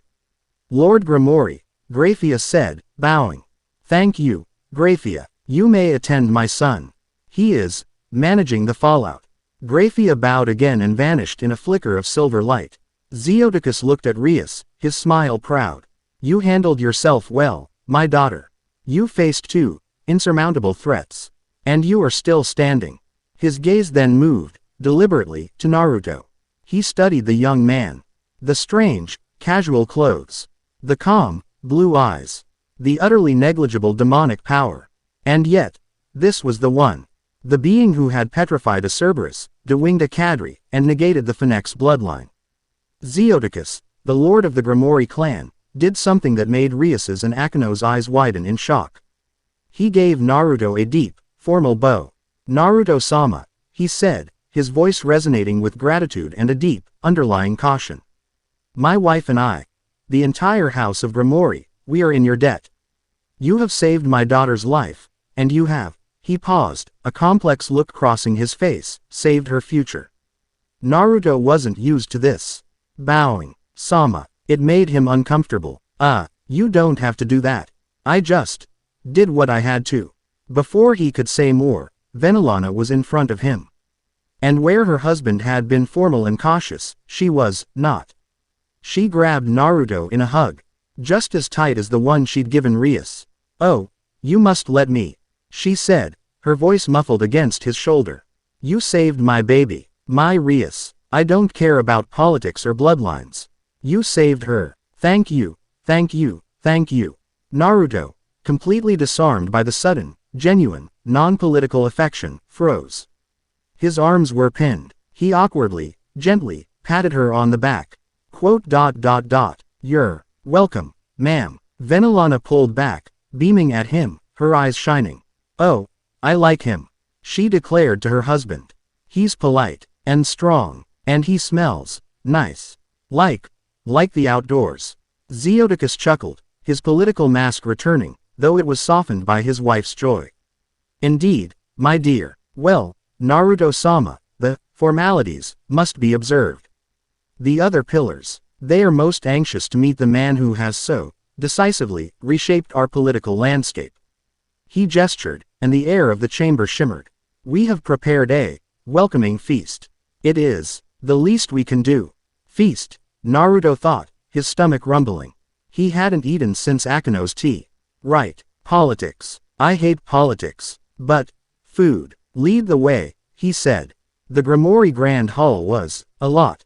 The ceiling was 100 feet high, vaulted and held up by obsidian pillars carved to look like ancient, weeping trees. The crimson sky bled through a massive, stained glass window at the far end, painting the room in shades of blood and fire. And it was full. Dozens upon dozens of devils, all dressed in the finest, most extravagant aristocratic attire, were seated at long, impossibly ornate tables. The air was thick with whispers, the sound like a hive of nervous insects. That's him. Looks so human. The Phenex boy bled. Searsex's own guard collapsed. An outsider. As Naruto's group walked down the central aisle, following Zeodicus and Venelana, a wave of silence followed them. It was a heavy, judging silence. They were led to the head table, a massive, raised dais that overlooked the entire hall. Searsex was already there, his lazy smile firmly in place, though his eyes, when they met Naruto's, were sharp and analytical. Naruto-kun, he said, his voice casual, as if they were old friends. So glad you could make it. I trust the journey was acceptable. It was weird, Naruto replied, taking the seat indicated for him. a massive throne-like chair right between Circex and Rias. Rias sat, her back straight, her princess of ruin mask clicking into place. Akeno sat beside her, her smile perfect, her eyes scanning the crowd. The chair next to Naruto was for Kaneko. She looked at it. She looked at the sea of staring, judging devils. She looked at the mountain of fancy, strange-smelling food. And she made a choice. She calmly, silently, walked past her chair, climbed up onto the massive throne-like seat with Naruto, settled onto his lap, grabbed a silver platter of what looked like dark purple tarts, and began to eat. A collective gasp sucked the air out of the hall. Rias choked on her water. Akeno's fan snapped shut. Zeodicus's eye twitched. This wasn't just a breach of protocol. This was a scandal, a lowly pawn, on the lap of the guest of honor, at the high table, in front of the entire aristocracy. It was a statement of contempt for their rules. A stout, severe-looking devil with a pointed gray beard, Naruto vaguely recognized the sigil of Baal from the book, stood up, his face purple. Lord Gremory, this display, it is an insult. Kaneko, mid-chew, glared at him. A low, warning growl rumbled in her chest. Naruto, who had been analyzing the man, just patted Kaneko's head. She's fine, he said, his voice carrying easily over the hall. She's not used to crowds. He then picked up his own fork and speared a piece of meat. This, whatever this is really good. He took a bite. The audacity of it, the casual dismissal, the Lord Baal look, like he was going to have an aneurysm. But Circex laughed, a single, sharp, warning laugh. Ah, yes, Circex said, his smile widening. Naruto Dono is unconventional. He is not versed in our ways. We must forgive his companions. Familiarity. The threat was paper thin, but absolute. He is with me. Sit down. Lord Baal, trembling with rage, sat. The feast began, and so did the real battle. It was an interrogation, masked by the clinking of silver and the flow of wine. Naruto-sama, a woman with a sharp, calculating face, Lady Citri, called from a nearby table. A curious name. From what land does it hail? A place far from here, Naruto replied, sipping his water. A place, she pressed, her smile like a razor. Not a world. You are human, we are told. The word human was an insult. Mostly, Naruto said, shrugging. This power you wield, Lord Baal cut in, unable to help himself. It negated the Phenex gift. A feat, unprecedented. It must be a Longinus, yes. A new, undiscovered sacred gear. No, Naruto said. A lost form of magic, then. No, an inheritance. From some forgotten god. No, they were getting furious. He wasn't playing. He wasn't boasting. He wasn't giving them anything. He was a wall of polite, frustrating nothing. Rias was watching, a small, proud smile tugging at her lips. He was doing it again. He was in their world, surrounded by their most powerful people, and he was refusing to play their game. He was winning by not playing. Akeno was fanning herself, her eyes sparkling. My, she whispered to Rias. He's not even trying, and they're losing their minds. It's delicious. Finally, Zeodicus, seeing the rising frustration, knew he had to act. He stood, his glass raised. The hall fell silent. My lords, ladies, pillars of our world, he began, his voice regal. We are here to honor this man. Naruto-sama, you have done the house of Gremory an incalculable service. He gave a sharp, pointed look at Lord Baal. You have freed my daughter from a burdensome contract. You have removed a traitor from our midst. And you have done so without asking for anything. We must rectify this. The offers were about to begin. We would like, Zeodicus announced, to formally ennoble you. To grant you a title. Lord Naruto of Kuo, a barony, at the very least. You would have land, a title, a place in our world. The hall waited, breathless. This was a generous offer. Naruto, who had just finished a tart Kaneko had handed him, wiped his mouth. No, thank you, he said. Titles are a hassle. Too much paperwork. A dozen nobles gasped, refused. A barony. Zeodicus's smile didn't falter, but his eye twitched again. A warrior, then. Not a lord. I see. Lord Bale stood. Perhaps a title is not direct enough for a man of action. A warrior needs an army. Power. He looked at Searsex. Lord Lucifer, you control the evil pieces. Surely, for a hero of this magnitude, a king set. He could build his own peerage. A new, mighty house to serve the underworld. This was the big one. They were offering him a throne. The power to make his own family. His own army. Naruto looked at Rias. He saw her face. The way she treated her pieces as family. He looked at the hungry looks on the nobles' faces. They didn't see family. They saw assets. He shook his head. I don't want servants. And I'm not a king. Silence. This wasn't just a refusal. This was an insult. He was rejecting their entire system. Their power. Their way of life. Lord Bale was white with rage. He scoffs at us. At our gifts. A new voice, a slimy, lecherous one, slithered from the crowd. An older, portly devil with a wet, glistening smile. Peace, Lord Bale. He is a man, after all. A young, virile man. He gave Naruto a grotesque, winking grin. Perhaps, land and titles are too abstract. He needs a warmer reward. He gestured. At a side table, a dozen women stood up. They were all stunningly beautiful. And they all had the same, empty, broken look in their eyes. The finest women of our lower houses. The portly devil announced, as if showing off prize cattle. A harem, to call his own. A gift, to serve his every need. Surely, this is a reward our hero can understand. This was the bomb. Rias's proud smile vanished. Her hand crushed the silver goblet she was holding. Drip, drip, drip. Wine and blood spilled onto the white tablecloth. Akino's fan snapped shut. Her smile froze. The temperature around her dropped, a killing frost in her eyes. Era, she whispered. Her voice lethal. Kaneko stopped eating. She set her tart down. Her amber eyes slitted, and a growl so deep and vicious it made the plates vibrate rumbled from her small chest. Naruto was still. He slowly, deliberately, put his fork and knife down. The clink of silver on porcelain was the loudest sound in the world. He turned his head, his blue eyes no longer calm. They were ice. He looked at the portly, smiling devil. What did you just say? Naruto's voice was quiet, deadly quiet. The noble faltered, his smile twitching. A gift. Lord Naruto, a reward. A gift, Naruto repeated. He looked at the empty-eyed women, who were trembling. You are offering me, people, companionship. The noble stammered, sweating. Loyalty. They would be. Naruto stood up. He did it so fast, his chair screeched back.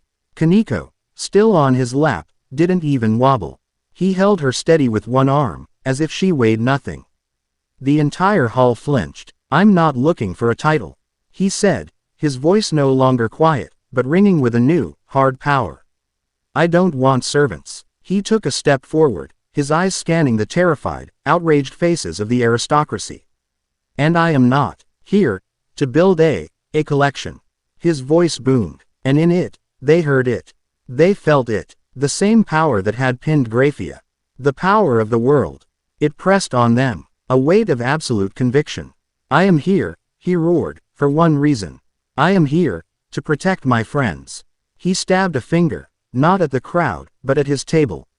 He pointed at Rias. He pointed at Akino. And then, his gaze softened for a fraction of a second, as he patted Kaneko's head.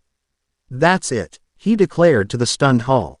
They aren't property. They aren't prizes to be won, or contracts to be negotiated, or gifts to be given. They are people, and they are my friends. If any of you have a problem with that, then you have a problem with me. It was a declaration of war, not against their armies, but against their entire culture. Rias's hand flew to her mouth, her gasp stolen by the force of his words. He saw her, not as a Gremory, not as an heir, not as a prize, as a friend, as a person. Akino's icy rage melted. It was replaced by a fire she had never felt before. It wasn't just fascination. It wasn't just attraction. It was devotion. He was magnificent. Before the stunned, furious nobles could erupt, Naruto froze. His head snapped to the east. His eyes slitted, the orange pigment of sage mode flaring into existence for a single, shocking instant. Naruto, Rias asked, her voice trembling. What is it? He felt it. It was gone as fast as it came. A flicker, a taste on the wind. But it was unmistakable. It was her chakra, Kagaya's, the Otsutsuki. It was wrong. It was cold. It was hungry. Miles away. Leagues, in a dark, craggy, forgotten corner of the underworld. Kinshiki Otsutsuki pressed his pale, horned hand to the ground. A massive, throbbing ley line, a river of raw, chaotic magical energy, pulsed beneath the rock. He drew it in, tasting it. Yes, his dry, ancient thought echoed in the void. This world's energy, it is chaotic, unrefined, not like the chakra of our worlds. But it is potent. It burns. It will make an exquisite fruit. He felt it, too. The flare of Senjutsu. The vessel is here. Kagaya's errant spawn. A dry, skeletal approximation of a smile touched Kinshiki's lips. Good. Let him watch. Let him watch as I cultivate his new world. Let him watch it die.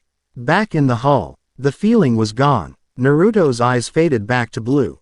He was shaken. He filed it away. Enemy. Here. Later. Big problem. The moment of supernatural pressure was broken. The nobles, who had been frozen by his declaration, found their voices. Insolence. He threatens us. In the house of Gremory. This is an outrage. The hall erupted in a cacophony of offended, aristocratic rage. Enough. Searsex's voice boomed. He was standing. His lazy smile was gone. His power of destruction was rolling off him, a visible, crimson-black wave of absolute authority that silenced the hall. It seems, Searsex said, his voice a low, dangerous purr, that Naruto-sama has made his intentions perfectly clear. He is the protector of Kuo, an ally to the Gremory, and he is under my personal protection. He stared down Lord Bale. Do I make myself clear? Lord Bale, his face pale, bowed his head.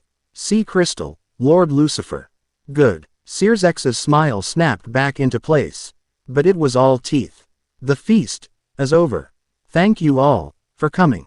It was a dismissal. In a flurry of offended, terrified, and furious magic circles, the hall emptied in seconds. The nobles fled. They had come to gauge the new power. And they had. He was uncontrollable. He was unbribable. And he was protected by Satan himself. In the sudden, echoing silence, only the head table remained. Zeoticus slumped into his chair, his political mask gone. He just looked exhausted. He rubbed his temples. You have, in one evening, completely upended our entire world, young man. Venelana, on the other hand, was beaming. She rushed over, threw her arms around Naruto and the still-perched Kaneko and kissed his cheek. Oh, that was wonderful. She gushed, her eyes sparkling. My friends, not property, a collection. Oh, she clapped her hands. I adore him, Zex. He's perfect. Searsex chuckled, a real sound of amusement this time. You've an enemy of half the pillars of the underworld, Naruto-kun. And a devoted friend, in my mother. I'm not sure which is more dangerous. I can live with that, Naruto said, finally letting Kaneko slide off his lap. He was tired of being the center of attention. Akeno glided up to him, her fan clicking open, her smile no longer just a tease, but something else. Something warmer. That was very noble, Naruto-kun. She said, her voice a low, husky purr. All that honesty, all that protective fire. It's very attractive. She leaned in, her voice dropping to a whisper only he could hear. Since you're not interested in their collection, perhaps you'd be interested in a private tour of the Gremory grounds. It's a very large estate. She met his gaze, her violet eyes smoldering. We could get lost. Naruto, who had faced down gods, found himself flustered. He cleared his throat. Maybe later, Akeno. I'm still pretty full. Akeno pouted, but her eyes danced. He hadn't said no. Rias approached him last. The princess of ruin was gone. The politician was gone. This was just Rias. Her eyes were shining, the blood on her hand forgotten. Thank you, she said, her voice thick, choked with an emotion he couldn't name. What you said, no one has ever. She couldn't finish. She just looked at him, her gratitude, her admiration, her trust. It was all there, bare for him to see. He gave her a small, gentle smile. No problem, Rias. That's what friends are for. He used her name. No, Sama. No, San. Just Rias. It hit her harder than any of his displays of power. Zeodicus and Searzek stood at the edge of the dais, watching the four of them. Naruto, Kaneko at his side, was listening as Rias and Akeno argued over which food he should try next. Rias was laughing. A real, unburdened, happy laugh. He's a problem, Zeodicus murmured, rubbing his jaw. An apocalyptic problem. He just insulted the 72 pillars. And survived. I know, Searzek replied, his gaze unreadable, fixed on his sister. He's an impossible, illogical, uncontrollable variable. He's a walking disaster. Rias, laughing, playfully smacked Naruto's arm. And he, in return, smiled at her. A genuine, warm, protective smile. Searzek's own expression softened. But, the great Satan said, a small, genuine smile of his own appearing. I think, he's our disaster. And, I don't think my sister has ever been safer. Chapter 4 End. Chapter 5. The Sword and the Saint.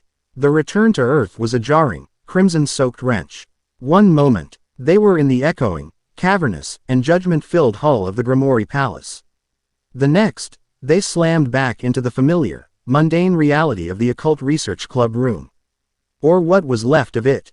The smell of old tea and wood was gone, permanently replaced by the acrid, sharp sense of ozone, sulfur, and pulverized plaster. The hole in the wall where I had been launched was still a gaping wound. The ceiling, where Lord Phenex had made his dramatic, furious entrance, was open to the pale blue morning sky. The entire room was a disaster zone. Kiba, Asia, and Issei were waiting for them. They shot to their feet the instant the teleportation circle faded. The tableau was stark, and it told a story Issei didn't want to read. Rias, Akeno, and Kaneko looked fine. Tired, yes, but unharmed. In fact, Rias looked lighter. The oppressive, regal burden she always carried seemed to have been lifted. Akeno, for her part, was standing just a little too close to Naruto. Her smile more genuine and less of a mask than Issei had ever seen. And Kaneko, in a move that made Issei's eye twitch, was still holding the hem of Naruto's jacket. They looked like a cohesive, victorious unit. Issei, Kiba, and Asia looked like the ones who had been left behind. So, Issei said, his voice tight, his hands clenching and unclenching at his sides. How was the big party? Looks like you all had fun. The jealousy was a physical, bitter taste in his mouth. He'd spent the last 36 hours patching up walls, his body aching, his mind replaying his pathetic one-shot defeat. While they had been feasting with kings, Rias had the grace to wince. Issei, it wasn't a party. It was complicated. Complicated, right? Issei scoffed, his gaze sliding to Naruto. I'll bet. Did he punch a king for you this time? Or just stare them into submission? Partner, don't. Dedrag's voice rumbled in his head, but Issei was too angry to listen. Issei, that's enough, Rias snapped, her new confidence flashing. No, it's not. Issei shot back. You all just left. You left me here, to clean up. While I was formally severing the engagement that has defined my entire life. Rias said, her voice dropping, cold and sharp. While we were being interrogated by the 72 pillars. While Naruto was turning down a title, a king piece, and other offers, on our behalf. That is what we were doing, Issei. Not partying. The word struck Issei like a physical blow. A king piece. They offered him a king piece. He, Issei, had been so proud to be a pawn. The shame burned, hot and acidic. He stammered, his rage collapsing, leaving only a hollow, pathetic emptiness. Rias. The new voice was not part of their group. It was flat, lifeless. And it came from the ruins of the courtyard. They all turned. Sitting on the cracked, dry rim of the petrified fountain was Zenobia Quarta. She was in her full, black and blue combat suit, but she was not the proud, zealous warrior who had invaded their town. She was broken. Her head was bowed, her blue-dyed hair hanging in lank, dirty strands. Her massive sword, Excalibur Destruction, lay on the ground at her feet, not held, but discarded. And beside her, huddled in a ball, was Irina Shido. Irina was sobbing. Deep, ragged, hysterical sobs that tore at her throat. They lied to us. Zenobia. All of it, it was a lie. Zenobia, Rias said, her own problems forgotten. She and her peerage rushed out into the courtyard. What's wrong? What happened? Asia, seeing another in pain, moved first. Irina-san, are you hurt? What? Don't. Irina shrieked, flinching away from Asia's touch as if it were fire. Don't pray. Don't. There's no one to hear you. Asia recoiled, her face white with confusion. What? Quote. Zenobia, in a slow, tired movement, raised her head. Her eyes, usually so fierce, were numb. Empty. She didn't look at Rias. She didn't look at Akino. Her gaze hunted, finding and locking onto the one person who didn't fit her worldview. Her eyes fixed on Naruto. God is dead, she said. The 3 words landed with the weight of a mountain. Kiba froze. Akino's smile vanished. Issei, in his own cloud of self-pity, just blinked. What? But Asia crumpled. And no, the blonde girl whispered, her hands flying to her mouth, her body trembling. That's blasphemy. You can't say that. It's not blasphemy, Zenobia said, her voice hollow. It's the truth. We reported to the Archangel Michael. After our failure here. They admitted it, Irina wailed, her voice cracking. Michael told us. God, our God, he died in the Great War. Years, centuries ago. He's gone. We've been praying to an empty throne. Our whole lives, Zenobia continued, her voice ragged, picking up the thread. Our faith, our purpose. The church knows. They all know. And they lied to us. It was all a lie, to keep the system running. Asia was openly weeping now, a crisis of faith so profound it was shaking her to her very core. She, who had been excommunicated for healing a devil, was now being told the God who excommunicated her wasn't even there. My purpose, Irina sobbed, burying her face in her hands. What was it all for? All the fighting, the praying, what did it mean? It was a profound, existential collapse. Zenobia, her body shaking with a new, cold rage, pushed herself to her feet. She ignored everyone else. She stalked forward until she was standing directly in front of Naruto. You, she spat, her voice thick with a desperate, hopeless anger. You're not a devil. She glanced at Rias. You're not a fallen. She glanced at Akino. And you are not an angel. She stabbed a finger at his chest. When you fought Kokabiel, your power, it wasn't theirs. It wasn't holy, it wasn't demonic. It felt clean. It felt real. It felt like the earth. Her eyes, no longer numb, were burning with a desperate, final question. I need to know, she choked out. My God is dead. My faith is gone. So you, who are outside of it all, what do you believe in? This was not a casual question. It was an ideological challenge. The plea of a woman whose entire reality had just been disintegrated. The courtyard was silent, save for Irina's sobs. Everyone was looking at him. Naruto looked at the broken warrior in front of him. He looked at the weeping girl on the fountain. He looked at Asia, who was being comforted by Kiba. He looked at Rias, at Akino, at Kaneko. He let out a long sigh. Gods, he said, his voice quiet. But it carried. Devils, kings, Hokages. He shook his head. They're just titles. They're just people. And half the time, they're the ones causing all the problems in the first place. He met Zenobia's burning gaze. I don't believe in flags. I don't believe in dogma. I don't believe in systems.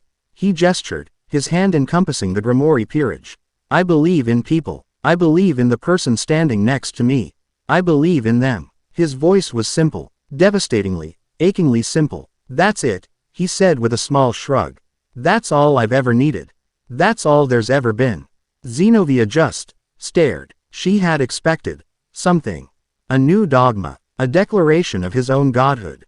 Anything. But not that. Not something so small. So human. And it was in that profound, tension-filled silence that Issei Hyodo snapped. "Oh, come on," he roared it. The sound was so full of rage and pathetic self-loathing that it made everyone flinch. They all turned. Issei was shaking, his face blotchy and red, his fists clenched. The Red Dragon Emperor's gauntlet was flaring to life on his arm, burning with a violent, unstable light. "Boost, what's so special about you?" he screamed, his voice cracking like a child's. He wasn't yelling at Zenobia. He was yelling at Naruto. You just show up. You say all this cool-sounding crap. I believe in my friends. What does that even mean? Exclamation mark quote. Boost, boost. His demonic aura, fueled by D-Drag and his own adolescent fury, flared, kicking up dust. You think you're so great. He spat, tears of pure, humiliated rage now streaming down his face. You think you're better than me. I'm the one. I'm the Red Dragon Emperor. I'm the one who's been fighting for Rias. I'm her pawn. Issei.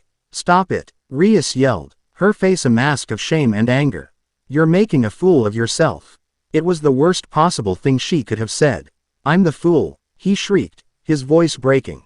He steals everything. He steals my fights. He steals my glory. And you all, you just look at him. You follow him.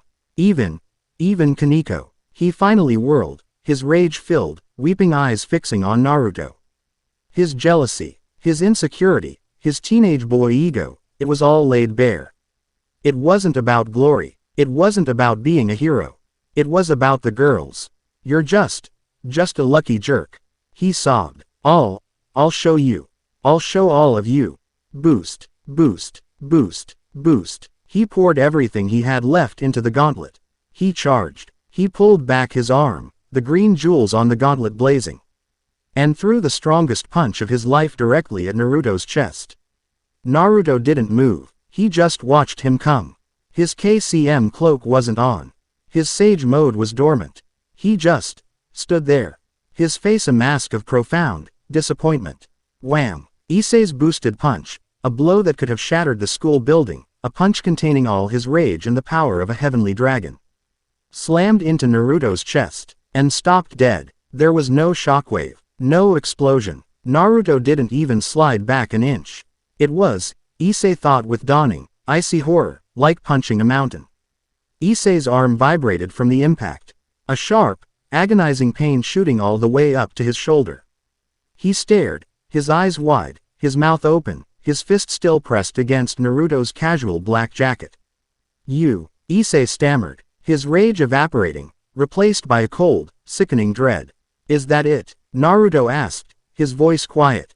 He wasn't even angry. All that power, all that rage, all for this. He looked down at the gauntlet on his chest, then back up at Issei's terrified, tear-streaked face. You've got a lot of spirit, kid. I'll give you that. Naruto sighed, a deep, weary sigh. But you've got no control. And you've got no idea what's important. His hand came up. It wasn't a punch. It wasn't an attack. It was slow, almost casual. He chopped Issei on the back of the neck. Thud. It wasn't a hard sound. But it was absolute. Issei's eyes rolled back into his head. His body went limp. He collapsed, instantly unconscious, crumpling at Naruto's feet like a marionette with its strings cut. The boosted gear faded from his arm with a sad, metallic whine. Silence. Irina's sobs had stopped. Asia's hands were over her mouth, horrified. Rias had her face in her hands, muttering, "Idiot, idiot, Issei." Zenobia was staring. She had just witnessed everything. She had seen the Red Dragon Emperor, a being of legendary power, throw a child's tantrum fueled by petty, romantic jealousy. And she had seen the outsider, the man with godlike power, take the dragon's full-powered blow without flinching, and end the fight with a single, non-lethal, disappointed chop. One was a boy, ruled by his ego. The other was a man, ruled by his convictions. That was the answer. His words, I believe in my friends, he meant them. His calm, his control, that was his belief, in action. Zenobia made her choice. She walked forward, her boots scraping on the pavement. She stepped over Issei's unconscious body as if he were just debris. She stopped, once again, in front of Naruto. Then, she unhooked the massive, brutal Excalibur destruction from her hip. She held it for a moment, the symbol of her entire life's lie.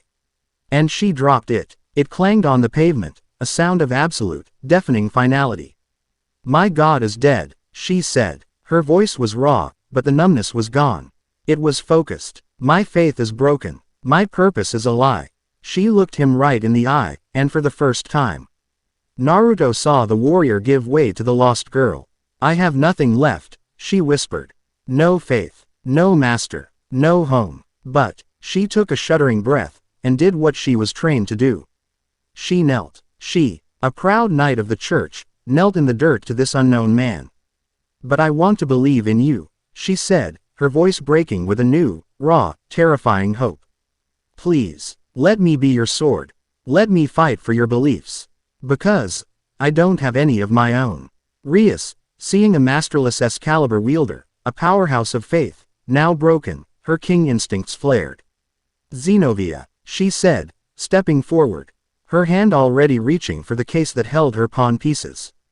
This is it. This is your chance. You can be reborn. Join my peerage. I will give you a new purpose. I can make you my pawn, or my knight. Zenobia didn't even look at her. Her eyes, filled with a desperate, pleading hope, were locked on Naruto. Naruto just looked down at the kneeling girl. He saw her desperation. He saw her trying to trade one set of chains for another. One master for the next. He shook his head, a small, sad smile on his face. He reached down and held out his hand. Get up, he said, his voice gentle, but firm. She looked at his hand, confused. You don't need a new master, Rias, he said, glancing at the redhead. And you, he said, his gaze returning to Zenobia, don't need to be my sword. She stared at his hand. Hesitantly, she took it. He pulled her to her feet. He was strong, and he pulled her up with an ease that was almost casual. You need a teacher, he said, looking her right in the eye.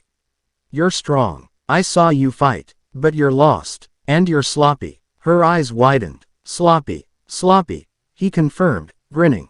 All power, no control. You just swing that thing. He was insulting her, and smiling at her. She didn't know what to feel. You can follow me, if you want, he said, his grin fading into something serious. You can walk with me. But you'll be my student. My comrade. Not my soldier. And definitely not my peace. He was offering her freedom. Agency. The one thing no one, not the church, not the devils, had ever even considered. Zenovia's face, her hard, warrior's mask, crumbled. A smile, a small, watery, unbelieving smile, the first real one of her life, touched her lips. A student, she whispered. Yeah, he said, I can teach you how to really fight. How to use that strength, for yourself. And for your friends. She looked at Irina, who was watching, stunned. She looked at Asia, who was watching with dawning hope. Zenobia turned back to Naruto. She stood straight, but this time, it wasn't a soldier's stiffness. It was resolve. I accept, she said, her voice clear. Sensei. Era. Akano whispered, fanning herself. A new student, Naruto-sensei. Will you be taking applications? I've always wanted private lessons. Rias just watched, her hand frozen over her pawn pieces. He was just building his own peerage, wasn't he? But, without pieces, without contracts, he was building a family, based on choice. She looked at her own peerage. At Kiba, at Akano, at Kaneko, who was still at Naruto's side. She looked at the man in the center of it all. He wasn't her piece. He was the king of a completely different board. And, she realized, with a sudden, dawning clarity, she was no longer sure which board she wanted to play on. Hours later, it was pitch black. The courtyard was empty. Issei Hyodo woke up. He groaned, a sharp, throbbing pain in his neck. He sat up, his head spinning. What? He was alone. He stumbled to his feet. Rias, Akano-san, guys. The courtyard was empty. The lights in the orc clubroom were off. They left him. He stumbled into the dark, ruined clubroom. Empty. They had left him. Unconscious. Alone. Like trash. He collapsed into one of the velvet chairs, the utter humiliation of the day crashing down on him. He was nothing. A joke. A fool, just like Rias said. He buried his face in his hands, his shoulders shaking. Opening square bracket ... Boy. The voice in his head made him flinch. What? Ddraig, Issei muttered, his voice thick with self-loathing. Come to tell me I'm a loser. That I'm the worst host you've ever had. Opening square bracket ... You are a fool. Ddraig's voice wasn't angry. It was cold, frigid, disappointed. You were wasting your time on jealousy. You were wasting the sacred power of the Red Dragon Emperor on petty, childish outbursts. He stole them. Issei choked out. He took everything. He earned it. Ddraig snapped. You are obsessed with possessing the women. He is obsessed with protecting them. That is the difference. You are raging against a typhoon, boy. You will never be him. Issei's breath hitched. He had no argument. But the dragon's voice changed. It became calculating. You have my power. And he is the single strongest being on this planet. You are a fool, not because you are weak, but because you are screaming at the one man who could teach you how to actually be strong.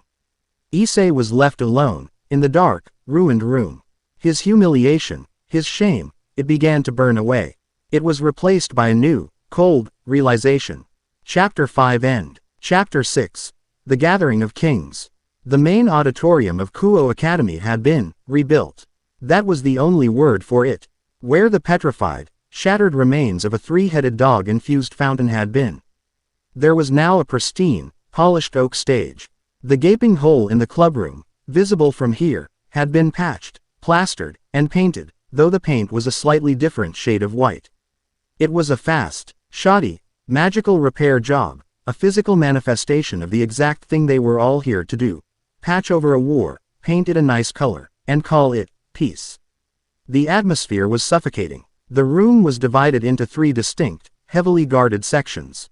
On the left, a contingent of angels, their white wings folded, their faces serene and unsettlingly beautiful.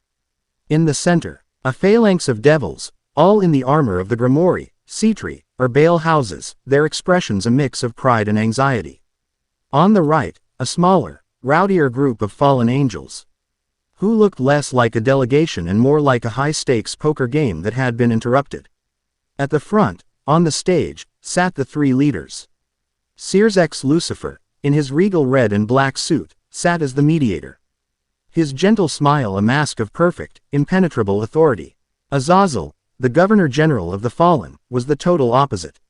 He was slouched in his chair, his feet propped up on the priceless antique table, picking at a loose thread on his unzipped black coat.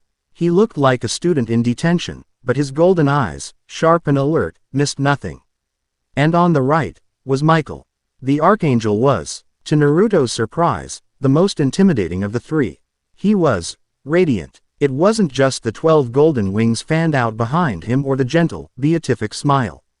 It was the power. It was an aura of absolute conviction, a holy light that was so pure it was almost painful to look at, especially for the devils and fallen in the room. Rias and her peerage, as the hosts, stood off to the side. They were, for all intents and purposes, the waitstaff. Akano was pouring tea. Kiba stood at a stiff, parade ground rest. Kaneko was, as usual, half asleep on her feet. And in the very back row, as far from the pomp and politics as he could possibly get, sat Naruto Uzumaki. He was slouched in his chair, his arms crossed, his eyes half closed. He hated this. He'd sat through days of this crap after the war. Cage summits, daimyo meetings, it was all the same. Old men and women, and angels, and devils drawing lines on maps and arguing about words. Zenobia sat next to him, her back ramrod straight, her eyes fixed on Michael. She was a coiled spring of conflicting emotions. This was the man who had lied to her, but he was also the leader of her faith. She was vibrating with tension. And so, Azazel was saying, His voice echoing in the magically amplified hall, the Gremory formally apologizes for the actions of our former cadre, Kokabiel. He was a rogue element. A war hawk. A total pain in my ass. We've got him on ice. He won't be a problem again. Michael inclined his head, his voice like a symphony of church bells. And heaven accepts this apology, Governor Azazel. We, too, have had zealots who have threatened the balance. Kokabiel's removal, and the manner of it, was a blessing, however disguised. Sirzex nodded, steepling his fingers. Good, good. Then the last point of contention is the formal recognition of the territories, and, of course, all three leaders turned their heads. Their combined gaze swept over the entire hall and landed in the back row. On Naruto, 100 pairs of eyes, devil, angel, and fallen, followed their leaders' gazes. The whispering, which had been a low hum, stopped. The guardian of Kuo, Sirzex finished, his voice radiating a polite, unshakable inquiry. Azazel grinned, taking his feet off the table. Right, the main event, our new heavyweight champion. The one who actually did all the work. Got anything to add to the treaty? Naruto-kun. Any demands? A small kingdom. Your weight in gold. Akino's phone number. Akino's smile flickered at the mention of her name, but she didn't look. Naruto cracked an eye open. The full, combined attention of the supernatural world was on him. He could feel the pressure, the awe, the fear, the curiosity. He uncrossed his arms. Yeah, I got one. The leaders leaned in. This was it. The price. Sign the damn paper, Naruto said, his voice flat with boredom. So I can go home and take a nap. A dozen devils gasped at the disrespect. Azazel barked a laugh. Michael's serene smile twitched at the corners. And Sirzex just looked amused. A man of simple pleasures, Sirzex chuckled. Very well, if there are no other objections. Clack. It was a small sound. But it was wrong. It was the sound of a teacup, dropped by Akino, stopping in midair. It was the sound of Azazel, who had been mid-chuckle, freezing with his mouth half open. It was the sound of everything. Naruto was on his feet instantly. The boredom was gone. Time hadn't stopped, but it had thickened. It was moving like cold molasses. Rias was the only one who seemed to feel it. Her eyes went wide with a specific, familiar terror. Gasper, she whispered, her voice a slow, drawn-out drawl. Is that you? No. Naruto's sage mode flared, instantly, cutting tea. Hurrow the time distortion like a hot knife. This isn't him. This is corrupted, twisted. It's an attack, he yelled, his voice sounding normal in the slow, thick air. Crash. The windows of the auditorium exploded inward. Not with glass, but with people. Dozens of them, all in black, hooded robes. Magicians. Simultaneously, the ceiling tore open. A woman with long, dark hair and a wild look in her eyes, dressed in a revealing Gothic magical girl outfit, floated down.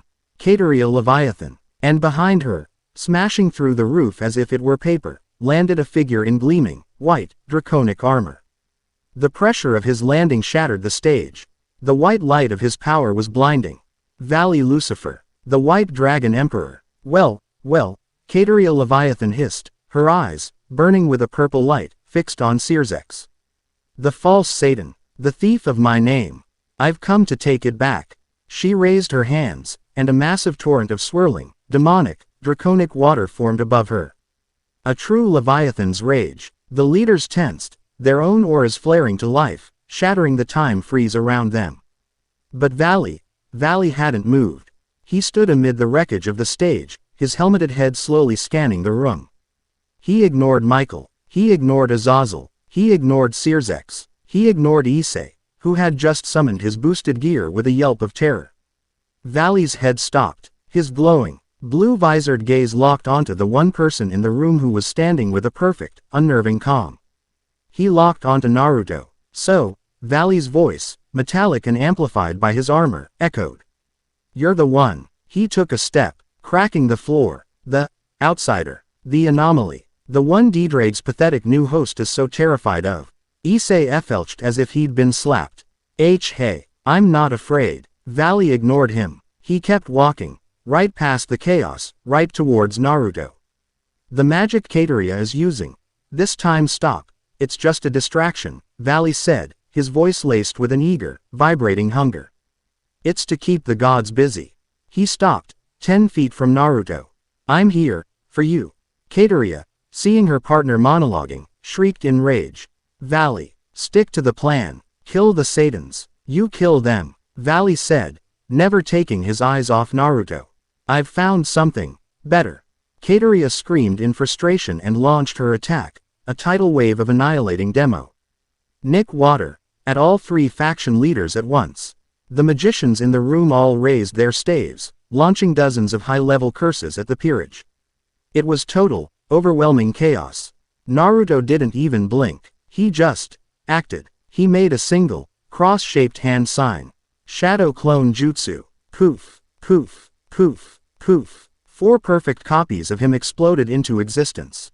And in the same instant, all 4, and the original Naruto, ignited with the golden, flaming cloak of the 6 Paths Sage mode. The black Magatama symbols flared, the truth-seeking orbs appearing behind them. The sudden pressure of 5 SPSM level beings igniting at once was so immense that it stopped the battle cold. The air bent, the light warped, Kateria's tidal wave froze, as if intimidated. Then, it was over. Clone 1 vanished. It reappeared in front of Michael, who was already raising a barrier of light. The clone didn't bother. It just thrust its hand forward. A miniature Recentrican formed, chewed Kateria's water dragon out of the air, and dissipated it into harmless steam. Clone 2 vanished. It reappeared beside Searzex. It didn't attack Kateria. It grabbed her, one hand on her face, one on her arm. Kateria, the heir of Leviathan, a Satan-class threat, froze. The clone slammed her, face first, into the floor, breaking her arm with an audible snap. Clone 3 vanished. It reappeared in the middle of the robed magicians. It just spun, its golden arms outstretched. Chakra rods shot from its hands, pinning every single magician to the walls and floor in a single, fluid motion. All of them, unconscious. Clone 4 vanished. It reappeared in front of Rias's group. It didn't do anything. It just landed. It stood in front of Akino, Kaneko, and a stunned Zenobia, arms crossed. A golden, immovable, unbothered wall. The entire Chaos Brigade assault, the time stop, the Satan-level attack, the magician army, had been negated. In 3 seconds, the real Naruto hadn't even moved. His golden cloak roared, his blue, sage mode eyes cold as ice. He was still staring at Valley. Valley was trembling, but it wasn't fear. His armor was vibrating. He was laughing. Yes, yes, he roared, pure, ecstatic joy in his voice. This is the power. This is what I've been waiting for. He shot forward, a white comet. Show me, Sage, show me the power that frightens a dragon. He slammed his open palm, crackling with white energy, into Naruto's chest. Divine dividing. The draining power of the White Dragon Emperor, the ability that could have the power of gods, hit Naruto's SPSM cloak. Albion's ancient, draconic voice roared in Valley's helmet. Valley, I can't. It won't drain. It's nothing. It's everything. It's like trying to drink the ocean, with a straw. Naruto's cold gaze met Valley's visor. My power is mine, he said. You can't have it. Valley's eyes widened in shock inside his helmet. He tried to pull back, to dodge. Naruto hit him. It wasn't a punch. It wasn't a Rasengan. It was just a palm thrust. A simple, senjutsu-infused, taijutsu strike to the center of the divine dividing armor. Crack. It was not a loud sound. It was a final sound. The entire breastplate of the legendary White Dragon Emperor's armor, spider-webbed, cracked, shattered. Valley was launched. He didn't just fly back. He shot up, like a cannonball, back through the hole in the roof he'd made. A screaming white comet of defeat. The clones all poofed away in clouds of smoke. Kateria was on the floor, groaning, bound in chakra rods. The magicians were pinned to the walls, unconscious. The faction leaders, Searzex, Michael, Azazel, were standing where they had been, untouched. They were staring. They hadn't just seen power. They had seen casual, absolute, overwhelming dominance. Naruto hadn't just defeated the Chaos Brigade. He'd dismissed them, like they were children. Rias, Akeno, and Xenovia were safe. Their guardian had done his job, without them even feeling the wind from the attack. The trust, the awe, it was total. He just, Xenovia whispered, her mind reeling. He just swatted the White Dragon Emperor. A laugh echoed from the sky. They all looked up. Valley was hovering, a mile above them, his helmet gone. His armor was shattered over his chest, his silver hair wild. He was wiping blood from the corner of his mouth, and he was grinning a wild, feral, obsessed grin. Ha! Ha ha ha! Ha ha ha ha ha! He roared, his voice full of joy. Yes, yes, that's it. I've been looking, my whole life, for a real fight. His mad, ecstatic gaze burned down at Naruto. You're mine, Sage. You hear me, I will defeat you, I will surpass you. This is what I live for. And he vanished. A flicker of white light, and he was gone. In that same instant, in a frozen, forgotten fortress in Asgard, a single golem, made of black stone and Asgardian ice, stood pulsing with a corrupted, familiar chakra. It had just finished draining the magical signature of the entire, dead outpost. Its one mission was complete. Far away, on a high, dark throne, a one-eyed old man, draped in furs, slammed his golden spear, Gingnir, against the floor. So, Odin, the All-Father, growled. It begins. Back in the ruined auditorium. The silence was profound. Naruto's golden cloak faded. He was just him again. He looked at the new hole in the roof. He looked at the pinned magicians. He looked at the groaning Satan heir on the floor. He sighed. So much paperwork. Sears X Lucifer, his face a perfect mask of calm, stepped over Kateria's twitching body. He walked to the table. He picked up the peace treaty, and the pen. Well, he said, his voice perfectly even. Now that the uninvited guests have departed. He looked at Michael, at Azazel. Shall we sign? They stared at him, then at Naruto, then back at the paper. Wordlessly, the three most powerful beings in the world signed the treaty. The peace, which had been a hope, was now a fact. It was done. Azazel, his face pale, walked up to Naruto. His usual, cocksure grin was gone. He looked at Naruto with a new, deep, and unsettling respect. "UKN. Ow," the Governor-General of the Fallen Angels said, his voice low. "You're a real problem, kid. A real one." He wasn't joking. He was dead serious. "You've just made yourself the strongest, most visible man in the world.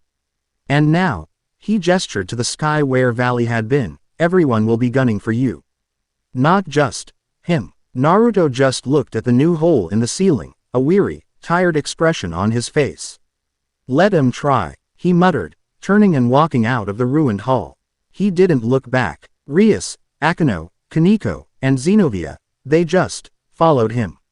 They didn't ask. They didn't wait for Rias's command. They just followed. Chapter 6 End. Chapter 7. The Sadist and the Sage. The peace was a fragile, high-strung thing. In the days following the disastrous, anticlimactic, peace summit, the ruined occult research club building became a hive of strange, conflicting energies. Rias, newly liberated from a lifetime of obligation, was trying to rediscover what it meant to be a king by choice, not by duty. Xenovia, now Naruto's self-proclaimed student, had taken to her new role with the same terrifying, single-minded zeal she had once applied to her faith. Her training was a problem. "Your form is terrible," Kiba Yudo said, his voice strained. He parried a blow from Xenovia that was less a sword stroke and more a controlled demolition. The impact of her Excalibur destruction meeting his knight's blade sent a shockwave that rattled the windows of the half-repaired building. It worked for the church. Xenovia grunted, pushing him back with pure, unrefined strength. The church, I suspect, was more concerned with destruction than dueling. Kiba retorted, creating a dozen sword phantoms to distract her. She just smashed through them all with another bellow, aiming a blow that would have cut Kiba in half. Era. The voice, a silken, amused purr, cut through the spar. Akeno Himahima was leaning against the doorway, a tray of tea in her hands. But her smile, the one that usually promised mischief and flirtation, was brittle. It was a painted-on mask, and the eyes above it were dark and turbulent. Such violence, Zenobia-san. You swing that holy relic like a lumberjack. There's no grace, no elegance. Zenobia skidded to a halt, planting her massive sword in the dirt, her chest heaving. Elegance is for dancing. I am a warrior. Are you? Akeno set the tea tray down. Gliding onto the training field. The air around her began to crackle.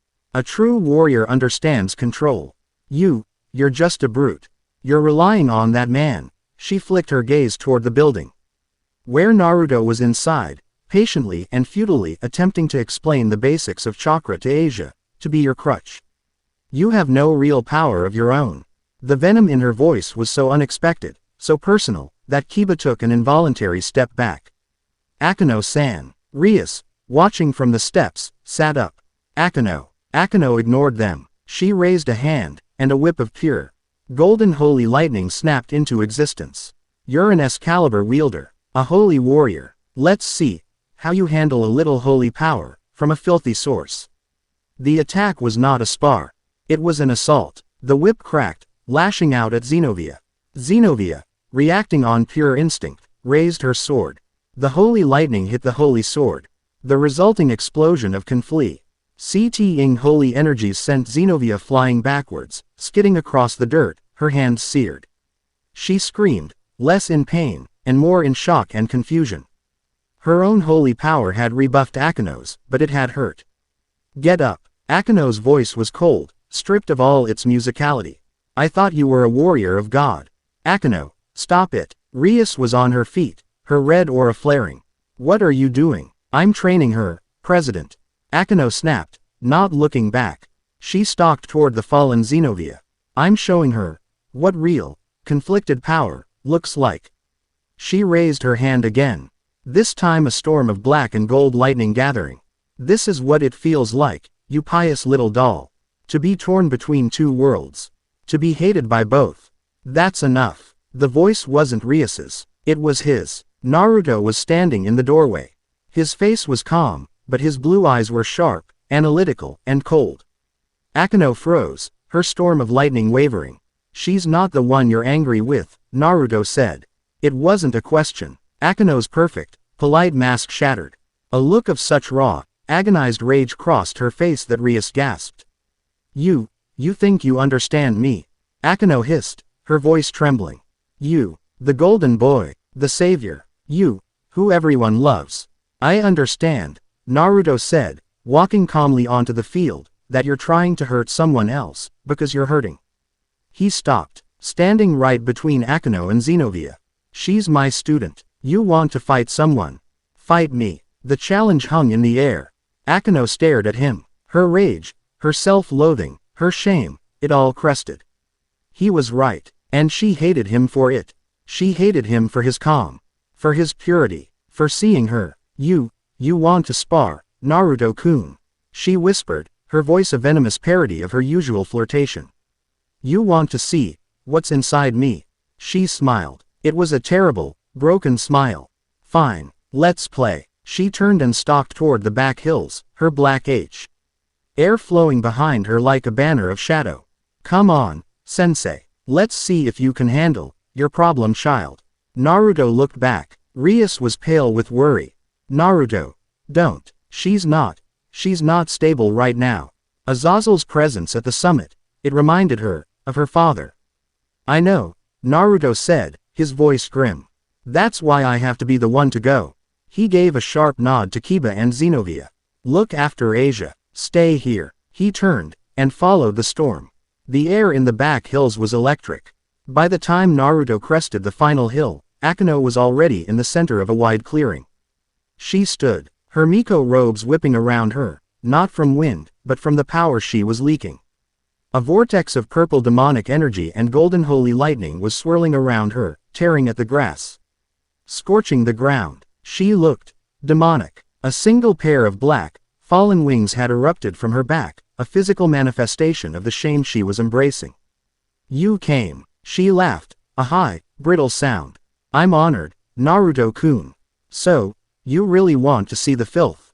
The monster Rias keeps as her queen. Akeno, Naruto said, his voice calm. "Stop this. This isn't. Stop calling me that," she shrieked. The storm exploded. "This is what I am," she roared, her voice distorted by the power. "I am Himahima, the daughter of a human priestess, and the filth, the Kadri Barakil. I am hated by heaven. I am hated by the fallen. I am a monster of mixed blood dirt." She thrust her hands forward. A torrent of holy lightning, a blinding, roaring river of golden annihilation, smashed into Naruto. "I am everything you should hate," she screamed. The blast hit him. The impact carved a trench in the ground where he stood. The light was so bright, it was like a sun had detonated on the hillside. Akeno panted, her arm outstretched, her black wing flapping, her face a mask of triumphant self-hatred. See what?" Her voice died in her throat. The smoke was clearing. And he was standing there. He hadn't moved. He was pristine. A golden, sun-bright cloak of KCM chakra was wrapped around him, the black Magatama sigils on his collar stark. The holy lightning, the divine judgment of heaven, was splashing against his aura, and dissipating. Like water on a bonfire. You stopped it," she whispered, her rage giving way to a new, cold dread. "I'm not here to fight you, Akeno." Naruto's voice echoed, preternaturally calm, from within the golden shroud. "Liar," she screamed, her power flaring again. "You're just like him. Just like Barakil. You pity me. You think you're better than me." She rose into the air, a true Valkyrie of self-loathing. "Hate me. Punish me. Look at the monster." She unleashed everything. Holy lightning. Demonic darkness. Wind. Fire. A maelstrom of chaotic, warring energies tore the hillside apart, all of it focused on the one, single, unmoving golden pillar of a man. Naruto walked. He just walked. He walked through the storm. He walked through the lightning. He walked through the blasts of shadow. His KCM cloak roared, burning her attacks away before they could even touch him. He was a lighthouse in her hurricane, an anchor in her ocean of rage. He never flinched. He never raised a hand to block. He just walked. Akeno emptied herself. Her attacks became weaker, slower. Her rage was burning out, leaving only a hollow, terrified despair. "No. No. Stay back, stay away," she whimpered, her fallen wing drooping. He was in front of her. His golden cloak was so bright, his warmth so intense. He stepped right through the last of her self-defensive aura. He reached out, his golden, chakra-wreathed hands closing around her wrists. Her lightning sputtered and died. "Is this all?" he asked, his voice no longer booming, just quiet and sad. "All this power, all this pain, and you're just using it to hate yourself." She broke. The last of her power vanished.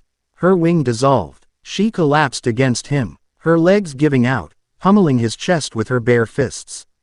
"You don't understand," she sobbed, the sound raw and ugly and real. "You don't know. I killed her. My mother. She protected me. And they killed her, because of me. Because I'm filthy." Her fists beat against the impassable wall of his chakra. I'm a monster." Naruto didn't say anything. He just let go of her wrists, and wrapped his arms around her. He pulled her into a hug, burying her face in his shoulder, shielding her from the world. His KCM cloak flared, and then changed. The violent, roaring golden energy receded. It was replaced by the orange pigment of sage mode around his eyes. A new aura enveloped them both. It wasn't KCM. It was Senjutsu. It was warm. It wasn't the fire of his cloak. It was the warmth of a summer day. The stillness of an ancient forest. The peace of a quiet pond. Akeno froze. Her body, her power, her entire soul, was a war. A permanent, agonizing war between the holy in her blood and the demonic in her veins. They tore at each other. Always. Naruto's Senjutsu, his nature chakra, it didn't pick a side. It was balance. It was the life energy of the world itself. It flowed into her, and the war just stopped. The holy energy settled. The demonic energy calmed. They didn't vanish. They just stopped fighting. They harmonized. They curled around his natural energy, like two warring cats purring in a patch of sunlight. For the first time in her entire life, Akeno Himahima felt peace. She wasn't a monster. She wasn't filth. She was just Akeno. Her sobs changed. The rage was gone. It was just release. She clung to him, the anchor that had calmed her storm, and she wept for her mother. For her lost childhood. For herself. Naruto just held her. He let her cry. It's okay, he whispered, his hand rubbing her back. It's not your fault. It was never your fault. Akeno. A new voice. A man's voice. Rough. Terrified. Naruto's head lifted. His sage mode was still active. He'd sensed them. Akeno stiffened in his arms, her head snapping up, her eyes wide with a new kind of horror. Standing at the edge of the clearing, looking wrecked, was Azazel. And half hiding behind the Governor General of the Fallen, his face a mask of agonizing shame and fear, was a tall man with black hair, a scruffy beard, and 12 black, fallen wings. Barakiel, her father. Barakiel stammered, his eyes locked on his sobbing daughter. I felt your power, it was screaming. Akeno tangled her hands in the front of Naruto's jacket, hiding her face, her body trembling with a new, cold rage. Go away, she hissed. Azazel, Naruto said, his voice flat. His arms didn't leave Akeno. He was still her shield. Bad time. Tell me about it, kid, Azazel sighed, running a hand through his hair. He looked exhausted. I was monitoring some disturbing energy readings from Asgard. Something big, but then I felt this, and this idiot was just circling Kuo, too scared to even land. He shoved Barakiel forward. Go on, you moron.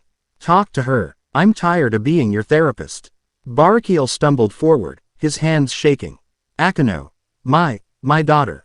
I didn't know what to say. You left me. Akeno shrieked, her voice muffled by Naruto's shoulder. You ran. She died, and you left me. I was a fool. Barakiel cried, tears now streaming down his face. I was afraid. I blamed myself. And I blamed you for looking like her, for reminding me of Shuri. I was weak. I didn't want to lose you, too, so I ran. It was the pathetic, ugly, horrible truth. Akeno flinched as if he'd hit her. Naruto, his grip firm on Akeno's shoulders, looked at the broken man. He saw another kid, just a different kind of lost. She's right here, Naruto said, his voice cutting through Barakiel's self-pity. She's been waiting. You're her father. Stop whining, and be one. The bluntness of it shocked them both. Barakiel stared at Naruto, at his daughter, Ho was clinging to this stranger for support. He stumbled forward, and fell to his knees. Akeno, he wept, prostrating himself in the dirt. My child, please, forgive me. I love you. I never stopped loving you. I was just a coward. Akeno's shaking stopped. Slowly, painfully, she lifted her head from Naruto's shoulder. Her eyes, red and swollen, looked at her kneeling father. Naruto's hands squeezed her shoulders, grounding her. Steady. She unclenched her fists from his jacket. She stepped away from him. She walked, on unsteady legs, over to her father. She just looked at him for a long time. And then, she knelt and hugged him. You're an idiot, father, she whispered, her voice hoarse. I've missed you. Barakiel let out a sound, a howl of grief and relief. And held his daughter, for the first time in over a decade. Naruto stood back, his arms crossed, his sage mode fading. His work was done. Azazel lit a cigarette, his hand shaking. Damn, that was heavy. Nice work, kid. You'd actually make a decent therapist. Not interested, Naruto said. He turned to go. Wait, he turned back. Akeno was walking towards him. Her father was behind her, wiping his eyes, but smiling. Akeno looked different. Her eyes were puffy, her face a mess. But the storm was gone. The brittleness, the self-hatred. She looked at peace. She walked right up to him. She stood on her toes. And she kissed him. It wasn't a flirtatious peck. It wasn't a tease. It was a deep, passionate, soul-crushing kiss full of gratitude, relief, and a decade's worth of pent-up emotion. She poured everything into it. She pulled back, her face flushed, her eyes shining with a new, clear light. Thank you, Naruto-kun, she whispered, her hand lingering on his chest. You didn't just save me. You healed me. She smiled. Her first, real, era smile. It was warm. It was genuine. And it was all for him. I think, she said, her voice full of a brand new, terrifying certainty. I think I'm in love with you. From a safe distance, on the next hill over, the rest of the peerage had watched it all. They saw the apocalyptic storm. They saw Naruto walk into it. They saw the embrace. They saw the arrival of the fallen. They saw the reconciliation. And they saw the kiss. Rias just smiled. A small, soft, knowing smile. Zenobia, standing beside her, looked confused. She kissed him. But, I thought she's happy, Rias whispered, watching her best friend, her sister, laughing with her father. She's free. He saved her. Zenobia, in a way, none of us ever could. She looked at the man at the center of it all. The man who was awkwardly rubbing the back of his neck as Akeno beamed at him. Her own feelings. They weren't jealousy. They were deeper. They were admiration, trust, and yes, they were love. How? Rias thought, a small, helpless laugh escaping her. Do you compete with a man who can heal the soul? Further down the same hill, another pair had also watched. Kiba sheathed his sword. It's over. She's okay. Issei Hyodo said nothing. He had seen the storm. He had seen the embrace. He had seen the kiss. The old Issei would have been screaming, crying, throwing a tantrum. The new Issei just stood. His boosted gear was active. He stared at the scene. He stared at Akeno, glowing with happiness. He stared at Naruto.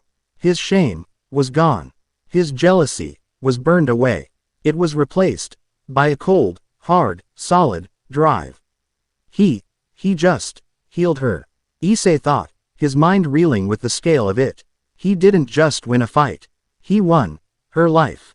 Asterisk. Issei clenched his gauntleted fist. He would never be that. He couldn't heal people. But he could protect them. She's happy, he muttered, his voice a low growl. Kiba looked at him, surprised by the lack of an explosion. Issei turned his back on the scene. He looked at Kiba. His eyes were different. The perverted, emotional boy was gone. A warrior was beginning to harden in his gaze. Again, Issei growled. What? Kiba asked. Spar. Again. Issei raised his fist, the green jewel glowing. Harder. Harder than before. I'm nowhere near strong enough. Kiba stared, and then, a slow, impressed smile spread across his own face. He drew his sword. With pleasure. Partner. Chapter 7 End. Chapter 8. The White Dragon's Obsession. The call didn't come through Searsex. It wasn't a political request. It was a scream across a dimension. A Gremory teleportation circle tore itself into existence in the ruined courtyard, glowing with a violent, golden light that was not demonic. Rias's face went pale. That's Michael's, she whispered. He's forcing a connection. A projection of the archangel flickered into view.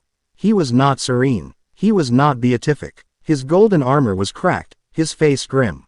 Rias Gremory, his symphonic voice was strained, laced with static. The Vatican is under attack. A divine construct. Our holy energy, it feeds it. We cannot fight it. We need him. The projection snapped to Naruto. Guardian of Kuo, please. We need help. The projection died. Issei Hyodo, who was in the middle of a brutal, full-contact spar with Kiba, froze. The Vatican. Like, the Vatican. What the hell is Graphia? Rias yelled, her king instincts taking over. The silver-haired maid appeared in a flash. Get us to those coordinates. Now. Kiba, Akeno, Kaneko, Zenobia, battle ready. Asia, Irina, you're our support.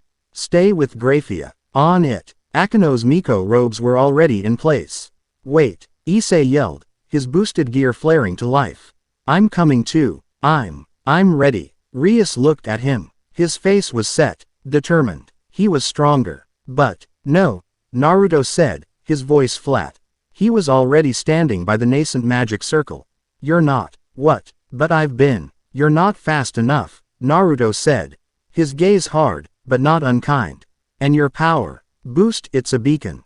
If this is a real threat, you'll just be a liability. A target. Stay here. Protect the school. That's your job. Issei's rage flared, and then died.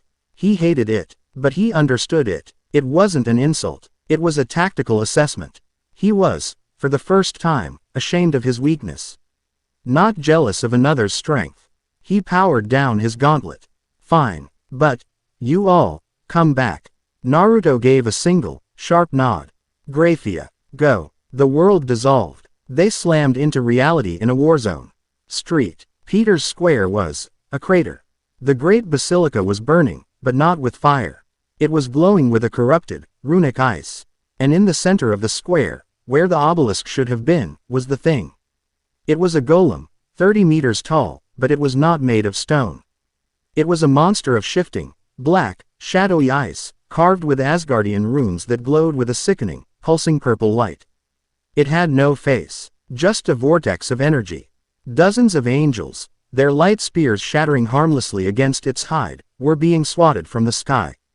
It's Asgardian magic, Akeno breathed, horrified, mixed with something else. It's absorbing the holy energy.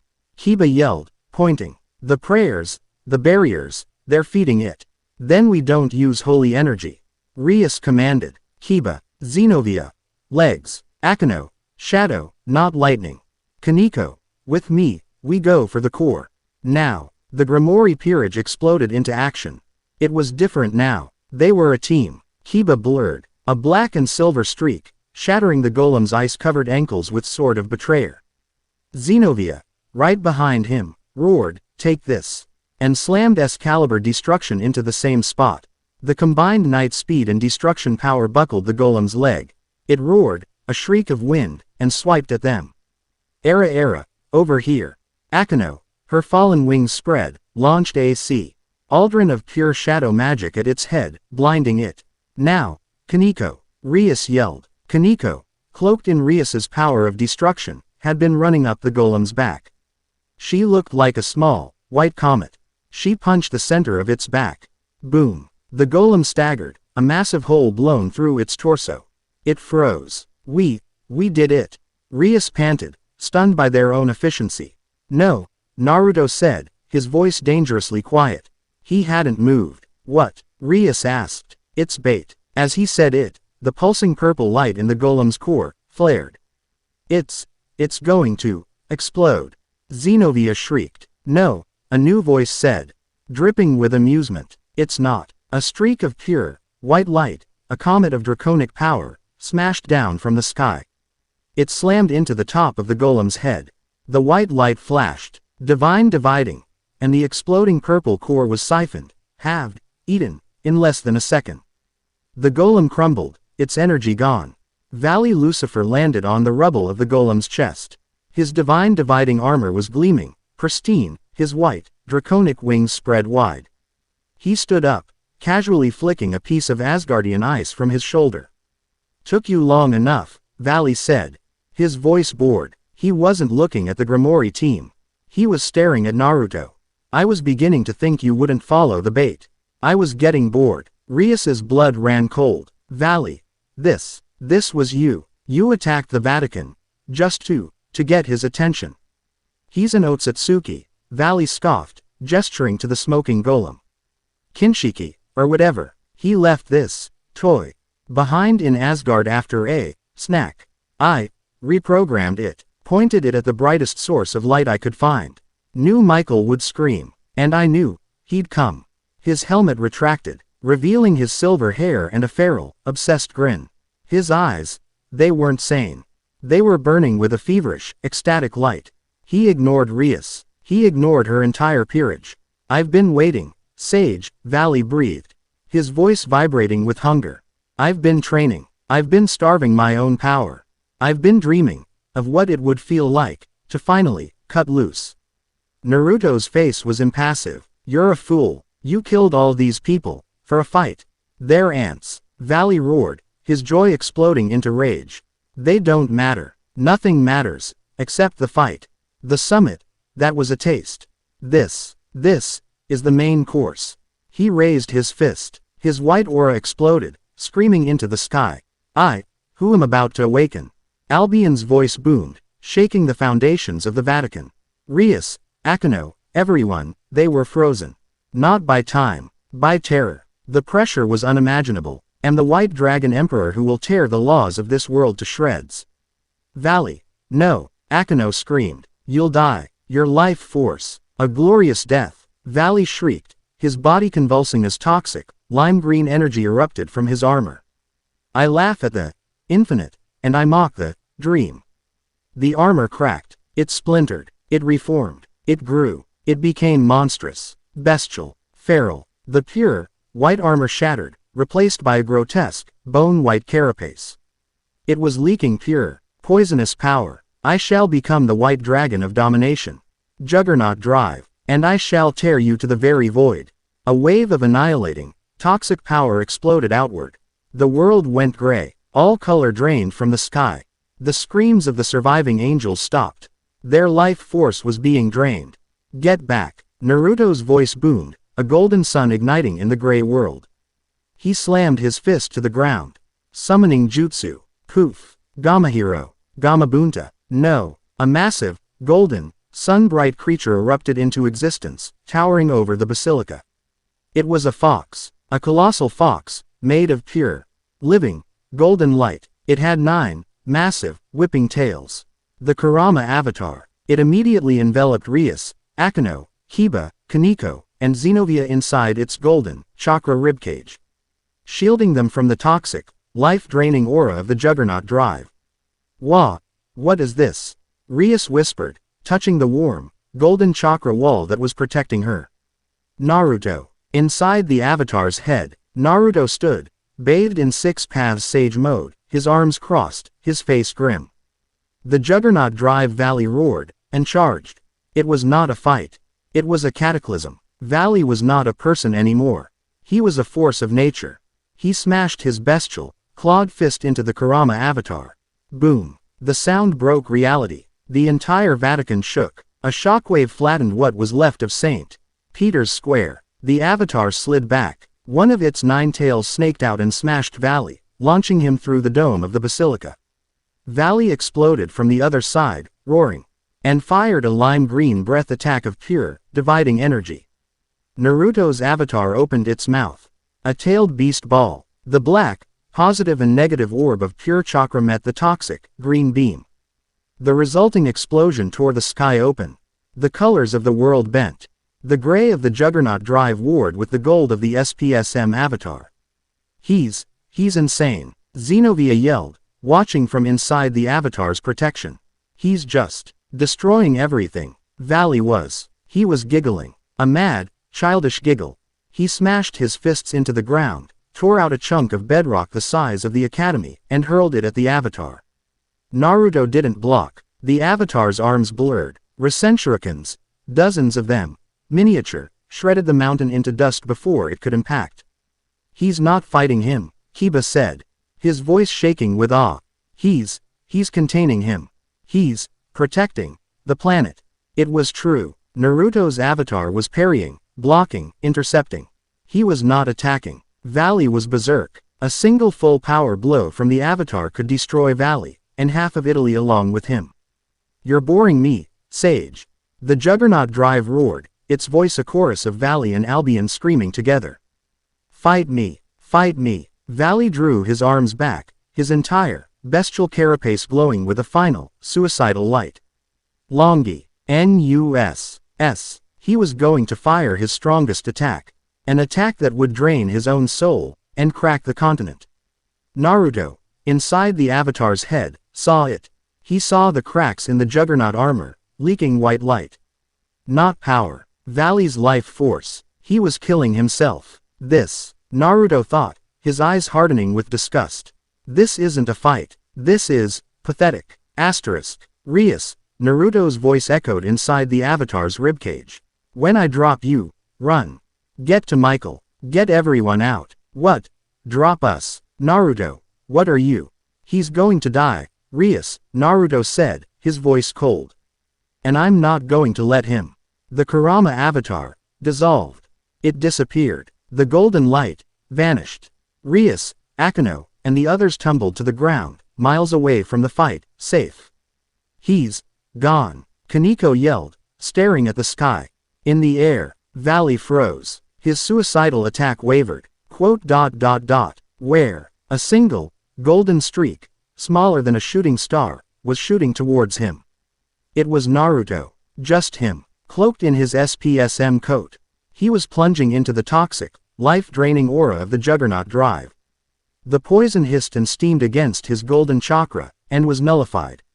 You fool, Valley roared, swatting at him. You left your shield. Die. Naruto didn't dodge. He flew past the claw, and slammed his own hand into the cracked, leaking breastplate of the Juggernaut Drive. He didn't attack. He dived. Valley Lucifer was drowning. He was in a storm. A gray, cold, endless ocean of rage. His rage. Albion's rage. It was all one. He was screaming, but he couldn't hear himself. Stronger. Must be stronger. Must fight. Must win. A colossal, spectral white dragon. Albion roared above him, its eyes mad. It was devouring his light. This is it. This is power. This is, wham, a golden fist, slammed into the side of the spectral, raging dragon's head. The entire mindscape shook. Albion howled, in pain. Valley froze. What? A figure, blazing with golden, sun-like light, stood on the surface of the stormy ocean. It was Naruto. His face was set in a furious scowl. Be quiet, dragon, Naruto roared, his voice overpowering the storm. You're killing your host, Albion. The mighty white dragon emperor whimpered and recoiled. Naruto turned. He stalked across the water, to the drowning, terrified boy that was the real Valley. He grabbed Valley by the front of his shirt, hauling him up out of the raging water. You want to be the strongest? Naruto snarled, his orange, sage mode eyes blazing. You want to fight me? He shook the terrified boy. This isn't strength. This is a tantrum. Valley stared at him, speechless. This power, this curse, it's eating you. And you're letting it, because you're a coward. You're afraid to lose, so you're burning your own soul. Just for one big bang. I'm not. Valley stammered. You are. Naruto's grip tightened. You want real strength. Naruto let go of Valley's shirt, and shoved his hand into Valley's chest. But it wasn't an attack. A flood of pure, warm, golden senjutsu, 6 paths chakra, poured into Valley. It wasn't KCM. It wasn't destruction. It was life. It was balance. It was order. It slammed into the raging, chaotic storm of the Juggernaut Drive. It forced calm. It severed the suicidal pact. It stabilized the raging dragon. It broke the curse. Strength isn't killing yourself, kid. Naruto growled, pulling his hand back. It's living. It's controlling this thing, not letting it control you. The storm stopped. The raging ocean, calmed. Valley just stared, as his entire world faded. Boom. The Juggernaut Drive armor exploded off Valley's body. It shattered into 1,000 pieces of bone-white shrapnel. Valley Lucifer, limp, unconscious, and just in his base. Black flight suit, plummeted from the sky. Naruto, his golden cloak fading, shot down after him. He caught Valley casually, cradling him, and landed softly on the scorched, broken pavement of the Vatican. The gray world faded. Color rushed back in. The sun reappeared. Silence. Naruto, Rias's voice, she, and the rest of the team, were sprinting towards him. They had seen the explosion. They had seen him fall. They didn't cheer. They didn't stop at Valley. They ran straight past the defeated White Dragon Emperor, and skidded to a halt in front of Naruto. Are you okay? Rias demanded, her hands checking his shoulders for wounds. Era, you dived into that, or you burned.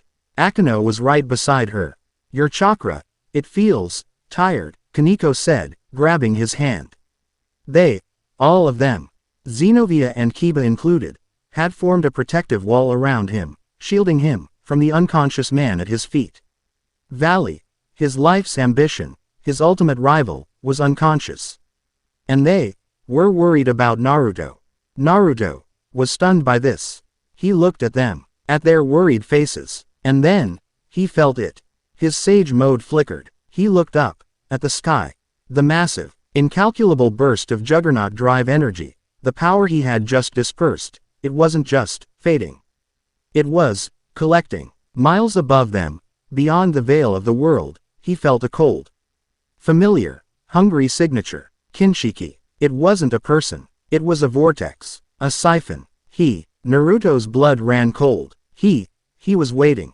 He used Valley. He drank all that excess power. He's been feeding. Asterisk. A new teleportation circle flared to life. Fallen angel runes. Azazel appeared, with Barakiel and a squad of Gregory researchers in hazmat suits. Azazel was pale. His sensors had seen the whole thing. Gods.